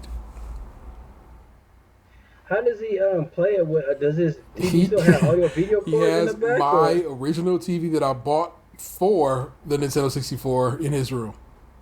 Ah. Yeah, TV I bought at Radio Shack back in the day, and it still works, and it works on there just fine. So he plays them on a proper tube TV, like OG video games should be played. Yeah, because I gotta imagine that a Nintendo 64 might look like shit on a big 65-incher. Absolutely, absolute smeary fucking mess. It's like it's just the grossest thing. That's why the talk that they're supposed to re-release of Mario 64 amongst other games on the Switch has me real excited. I truly hope that does go down like that, because that is exciting. I got the feeling they're either going to have to make that. So basically, this year was supposed to have been the Tokyo Olympic Games, but they were also going to open a Super Mario Land at Universal Studios of Tokyo or Japan, and it was going to be a big fucking Mario goddamn deal this year. Also, they're working on a Mario movie with the guys who make the Minions movies. So it was, you know what I'm saying, we are in the midst of, we were supposed to be right now, we should have been in the midst of a Mario renaissance of some sorts. What was wrong with the last Mario movie? It's kind of one of the worst things ever made or committed to film. So, and but Dennis fucking Hopper. With this whole, like I said, with Corona and the Olympics being pushed back till next year, the Super Mario Land being also kind of, I think, being its opening date being pushed back. I wonder if they're still going to release this. It's supposed to be a Super Mario Brothers 35th anniversary collection of games coming out, and it unfortunately has not happened, and I don't know if it's going to happen this year, but I hope it does. I would love to play Mario 64 again because that game's fantastic. But I'd like to be able to play, in widescreen on a nice, 4K high def screen because Switch don't do 4K. But we hope for the best, and we'll see where it heads. Let me jump on over to a segment that really seems to ring people's bells. So, am I the asshole? I get a lot of I get not a lot, but I do get feedback for it. So I laugh if that's a thing. I just hope they like our unique take on these situations. I hope as much. This week was so juicy. Vanessa sent me 2 emails chock full of "Am I the Assholes?" She was like excited to send them to me earlier in the week, and then today she sent me more. She's like, it's just been a good week in there, and I'm like, well, I'll just open them all and I'll read them all, and the gentleman will pick. So it is, as always, that time. Am I the asshole? I'm gonna rattle off a bunch to you. You tell me which one scratches your brain the most. Am I the asshole for asking my dad not sell his restaurant to a Chick-fil-A out of respect for me being gay? Am I the asshole for resenting my family for something that happened over a decade ago? Am I the asshole for barring my husband from the bedroom tonight? Am I the asshole for preventing my daughter from getting a new phone allowance? A new phone / allowance. Am I the asshole for telling my wife I don't care if it's her turn? We're not naming our son Tuesday? Am I the asshole for not donating my liver due to a lawsuit and the person died? This one got closed, and in fact, I think this one got deleted. But this one was, am I the asshole for calling my mom a whore? But that one has been deleted. My apologies. So that is the it of it.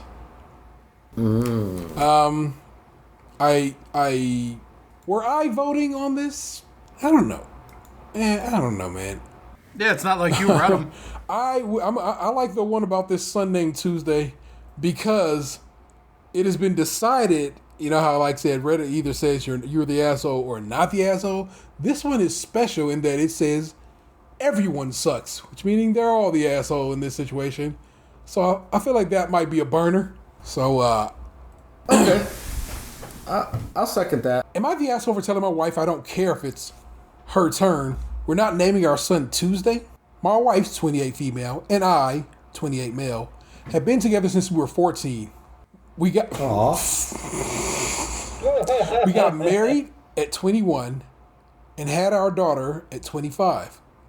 Last year, we were going through some marriage difficulties and decided a break would be in both of our best interests. We both just needed a little time apart after being together for so long. So we split.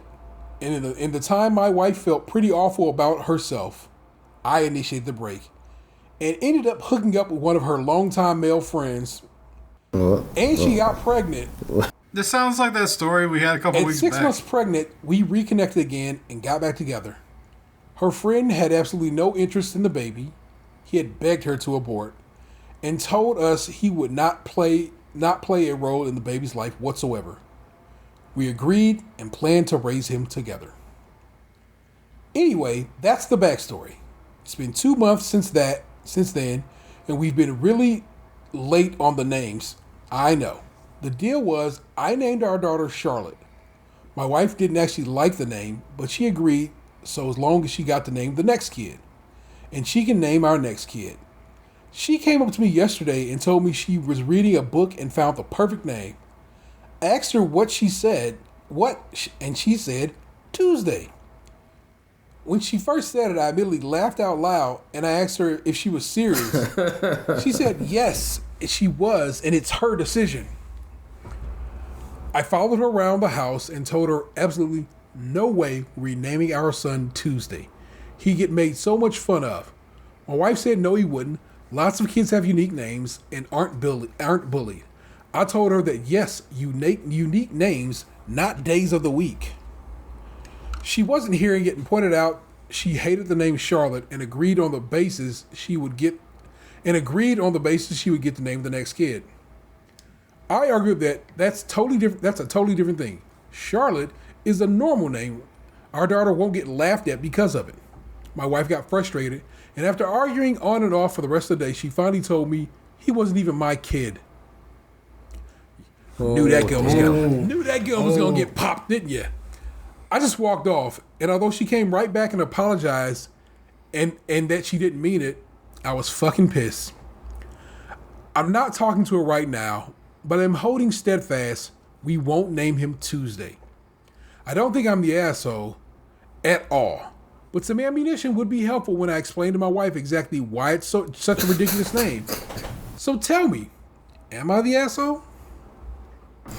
So he went to Reddit to get ammunition to tell his wife why she was picking a shitty name, not because he really wanted to know about if he needs this asshole evaluation.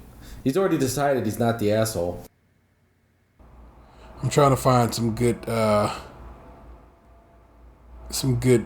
responses. My husband's parents did that.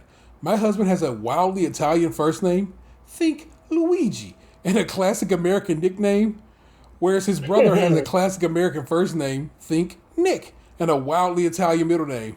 Their parents alternated picking first and middle names. Needless to say, when we have kids, we're going to find a name we both like. It's a good idea. And the next comment on that is, I think Spaghetti James and Michael Tortellini are fine names. And that's just a solid yeah. I got it. Yeah, like, if you gotta compromise on naming your kids, like, I don't know, man. Like, that just seems bad to me. I don't know. Like, maybe I'm just a terrible observer of the situation, but, like, if you can't even agree on what to name a kid, seems like there's bigger problems than that. You know? I mean, they broke up for a while. She got pregnant by another guy. He fucked somebody else. Yeah, they got problems. It's not the most stable of relationships. But it has been the most stable relationships. It had a moment of shakiness, but they came back together like Voltron, and they trying to do what they got to do to make it work. But I don't even know what to do. It's not even your kid, though. She pulled that. She pulled that card once. She will pull that card again. Oh yeah, like if you pull that before the baby's even out of the womb, yeah. that shit's gonna get fired off again. Like that's gonna be a kill shot. That's gotta be hard, I think, to be in that situation too, where like you know everything that happened, and then that kid comes out and like. It's always got to be at the back of your mind, right? That you're not technically the biological father of that child.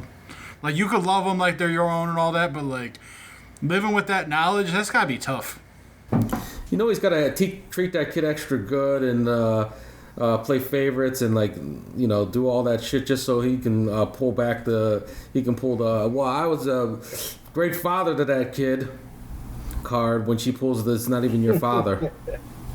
It's not even your kid. And I don't know if I'm not whatever. There's too many people who just who adopt children who love them just stronger than anything. You know what I'm saying? So I'm not thinking it will be difficult for him. I think if she brings it up on a reg, or if the actual father, the biological father, shows up one day like I've changed. I want to be in this child's life. That's where problems can manifest. You know what I'm saying? Yeah, I mean, especially because, like, if they're 28 and, like, that was, like, a friend of hers, that dude's probably around the same age, he's probably just out there still trying to get his dick wet, so he doesn't need a kid going up at the works. But like you said, like 6-7 years from now, and he's in his mid-30s. Maybe he wants to be a father figure. Could you? I wonder if like petitioning the court for paternity tests at that point is like out of the question or not. No, I don't think it's ever too late. Yeah. So like, I mean, yeah, that's just a slippery slope because it's like, do you tell the kid like when they're like 13 or something? Like, do you sit them down and be like, look, Daddy loves you. He's been there your whole life. But Mommy and Daddy went through some shit before you were born, and Daddy's not your actual biological daddy. Because sometimes that's just important for like health reasons. That was a New York story I sent you guys earlier today. The lady was like talking about how sad she'll be to have to tell her kid someday that guy's not that kid's father. And I'm like, I don't think that's necessary. You don't like you said, let some health concerns rise up and you need, you need to know something about their background. I don't think she needs to tell her kid that's not your actual father because that man has been that kid's father, and you got to respect that. So I don't know, man. Let me read one more comment. Honestly, it's everyone sucks here, and they desperately need counseling. She said something horrible and had sex with her friend. OP didn't mention the cause of the breakup, but I suspect it was I just wasn't interested anymore and thought he could do better than his wife. We don't know what inspired them to even bother getting back together, and all in all, it just sounds like two immature people who can't communicate. My God, this is a train wreck. So, and here's another comment. But she chose to have unprotected sex with a longtime friend. Who the fuck, while on a break with their husband, does that? Everyone sucks here. As this whole ass relationship is a train wreck. Somebody else went with a train wreck. So we just tossing train wreck out as a loose phrase, I guess. So there you go. I don't think he is the asshole for not wanting to name a kid Tuesday. So I disagree. I don't think everyone sucks here. I don't think he's an asshole. And for that reason, I don't think he's an asshole. All right, I think he's only an asshole if you agree in verbal contracts. Nah, I ain't even putting that much on it, man. It's like people say shit. It's the classic rope-a-dope. Like, I'm gonna convince you to this verbal contract so I can get what I want. But when it comes time for your wheel to get greased, I'm gonna call foul. That's an asshole move. You should have put a clause in there for right to veto at least one name. Or like a no days of the week clause or something. A no days of the week clause would have been nice. No, I don't think he's an asshole for not wanting to name his kid Tuesday. I think he's kind of an asshole to go into Reddit for ammunition against his wife. What if the original agreement was only for kids that they sour together? So the fact that this son isn't actually his seed means that the contract's null and void. I mean,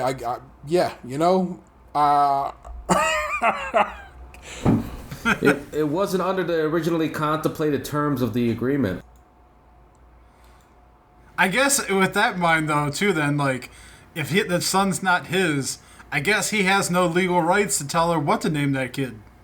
Well, there is ways to make that child legally his. He can adopt the child. Yeah, but can't that like happen only after the child's born?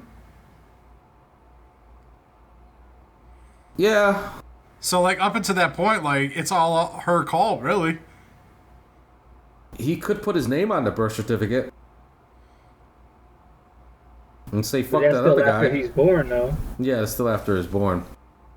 Like, wouldn't the mother have to sign off on that, though?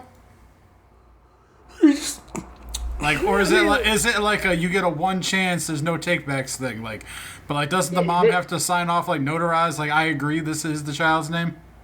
No. Because when they pretty much the mother is laid up, they hand the father the stuff to sign pretty much. Well, I told you upon arrival in this world, I was a whole different name. That my father came in and was like, Nah.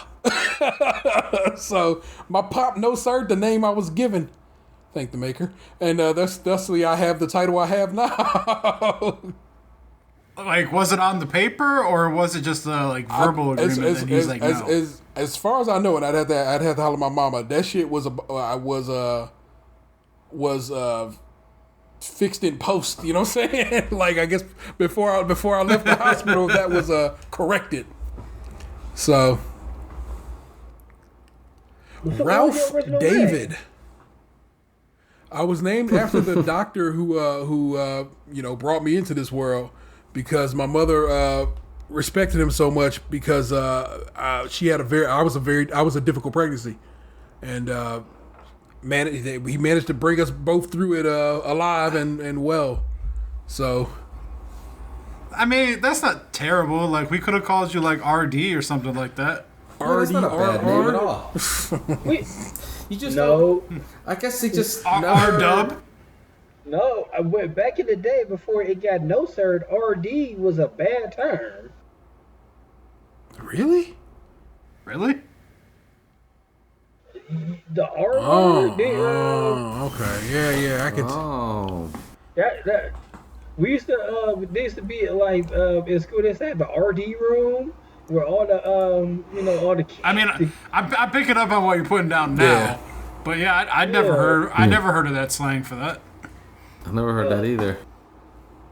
Well, it was something that we used a lot back in the day. With that being said, though, like, I haven't been listening to like any podcasts or books or anything since I've been working from home. It's all just on the TV. But there is like one of the games I play. The one channel does like a podcast with some of the people who like are content creators and do stuff on YouTube and Twitch and play the game and all that. There's been a couple of these like video podcasts that I've watched over the last couple of weeks where some of the guests on the show have been dropping the R word pretty like liberally. I thought that was a no-no word. That's a no-no word. That's what I thought so too. Like, I'm hearing it, like, but they're younger people. Like, they're in their 20s, I think. But like, I'm watching, and I'm like, man, y'all, no, we all heard that was bad. Now, don't do that. They think they Fergie out here. What, they pissing themselves on stage? You beat me to it. You had all the opportunity to, because I took a you drink were of drinking, LaCroix. and I should have just jumped on it, and I didn't. He let that joke linger in the air.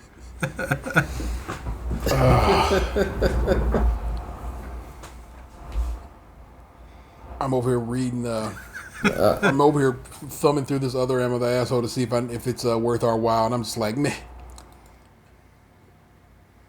Yeah, those. Well, the one is just sad, and I don't like that at all. So I can't make jokes out of that. I know why that mama was a whore. That's what I want to know. I feel like that we missed that opportunity there. Let me see if there's anything there. Sorry, this post was removed by Reddit spam filters. Reddit's okay, so don't downvote. Not the asshole. How you feel? Damn you, Serena's husband. This is amazing to me, though, on that story we just went over, how similar it was to the other one where the couple had a separation and then the woman had a child by somebody else. I remember that one.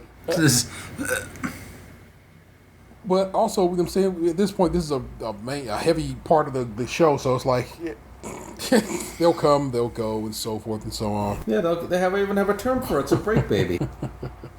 Oh my God! Damn you, Gabrielle Union. Mom and Dad were on break. Condom was on break. Everybody took the day off. Damn it! Oh my goodness! What if they both had break babies? That's yeah, it's possible. He don't even know. Break baby family, bringing them together. A little drip and dash. I think there's a sitcom there. Break babies. Hey, babies. We were both on that. Could it be like a spin-off of Baby's Kids or something? Babies, but I mean, I guess sure that works too. I guess. Man, I used to watch Baby's Kids all the time. You ever heard the bit, Robin Harris's bit that actually led to Baby's Kids? I think once, but it was First a of all, long ass time ago. That is one of the baby. That whole special, Robin Harris's whole special that includes Baby Kids, is one of the finest stand-up specials I think I've ever heard, and it's probably wildly racist and wildly homophobic and wildly sexist all these years later. But his fucking bit about Tiny Zeus Lister's who he talking about when he talking about that. Tiny took me to that church, old bald head fucking about the piccolo player. It's seriously, man, that shit is so good, man. I'm not even a man. It's sitting next to the man. It's sitting next to the man. It's sitting next to the man. It's sitting next to the goddamn man who called your piccolo player motherfucker. That whole joke is amazing. So, like I said, if you ever want to listen, go find Robin Harris's hour that he did like right before he passed. And it's like that's another thing. It's like he died just another one gone too soon. And no, too many. But it's just and like I said, he was an amazing stand up and I fuck with a lot. I was watching Vanessa's been watching Fresh Prince left and right on HBO Max because it's on there. And I saw an episode yesterday that John Witherspoon was on playing the father of a girl Will was seeing, and it was dope to see Spoon. And he already had some of his bits in it, including it was hot sauce in a joke about hot sauce in that particular thing. And I was just like, fucking A, man. Spoon had some bits that he held on to always, didn't he? So that was it was a delight to see that, man. So I just dig it, man. I whatever. I don't know if did y'all watch that Ron Funches that is available on YouTube currently? Yeah, I did. I watched it because of you. The opening Ric Flair? was the first 2.5 minutes. I was like, oh shit. Ric Flair just said get the dick sucked.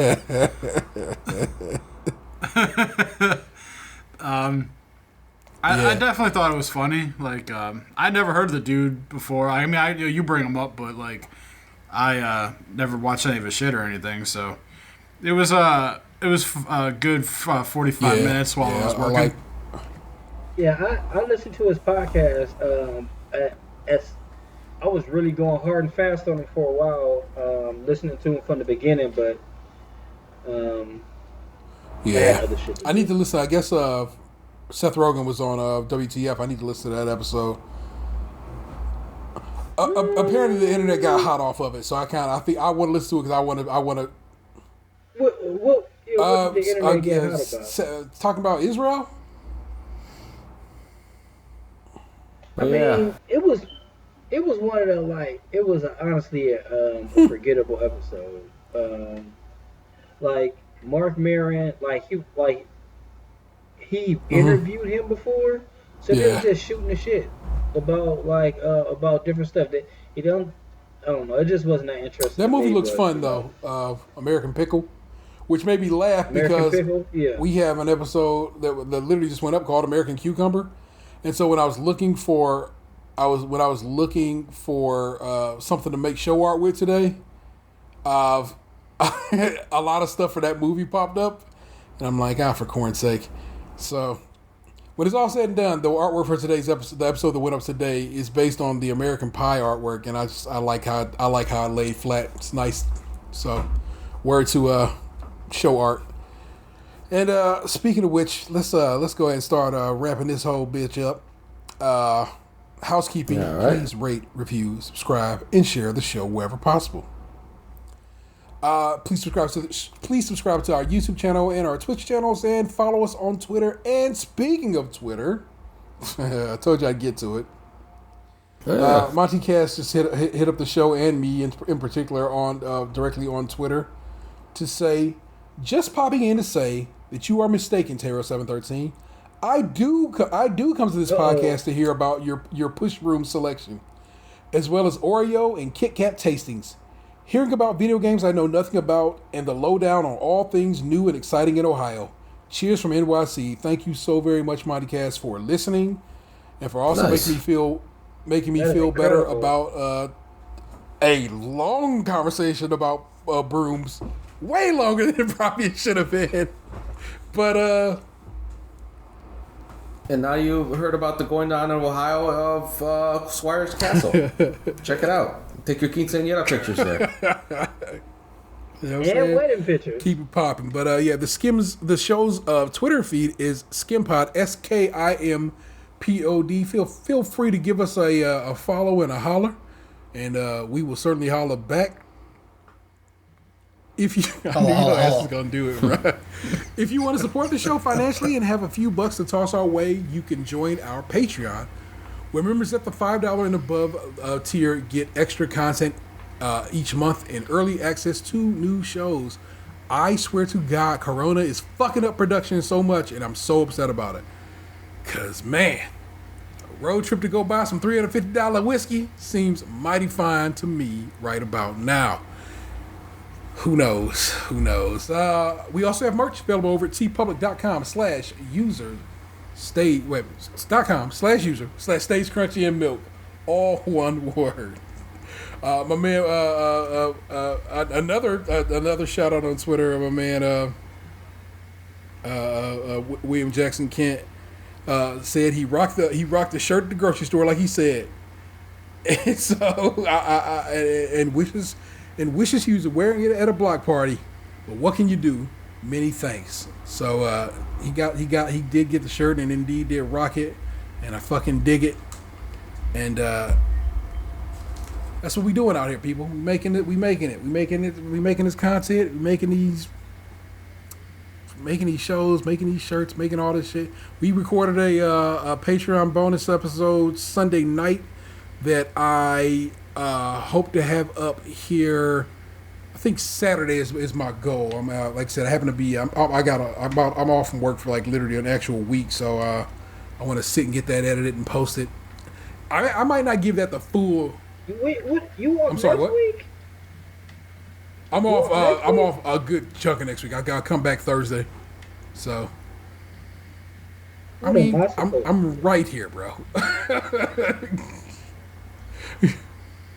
I guess I could text you instead of You know what I'm saying? message. We could set up a Zoom call just on the humble. So But then I couldn't watch hey, Kingdom. you know what I'm saying? You make your choices here. Feel free to give us a call. 216-302-8763. That's 216-302-8POD. We would love to hear from you. So I can just play it on the show and be like, hey, y'all hear this shit? Because I think it would be delightful. That's Tatum 216. Brilliant man. Yes. You should be fucking with him. Slushbox 2099. Such a handsome fella. I just want to pinch his cheeks. Not right now. I mean, you know. He got poison ivy. Aww. That's my man, the real ODP, whose beard has come back with such strength that you have to wonder, yeah. was it ever actually gone? It was gone for 1 week. 1 week. What's the name? What's the name of that dude that you put the magnet on his face? We said that shit. I look like that was the like episode we lost. I look like the Puerto Rican Willy Woody or something like that. His name was. Willie? Was it Willie? Oh shit. Yeah. It's like the Etch a It Sketch is adjacent indeed thing. Willie. Yeah. Which can still be yours. You have such a perfect memory, man. Which can still be yours for as low as $4.73 on Amazon. I have a memory when it serves. It's the weirdest thing. I don't know how to control my memory. Or you could buy the basic, fun, original Willy keychain for $24.36. What is happening here, man? Just get you the full size Willy and enjoy. Rock that shit like Flavor Flav. Oh, Willy. I am the Understatement 713. You've just been podcast 2 and I know you loved it. Peace. Boom goes the dynamite. Hit the end call button, motherfucker.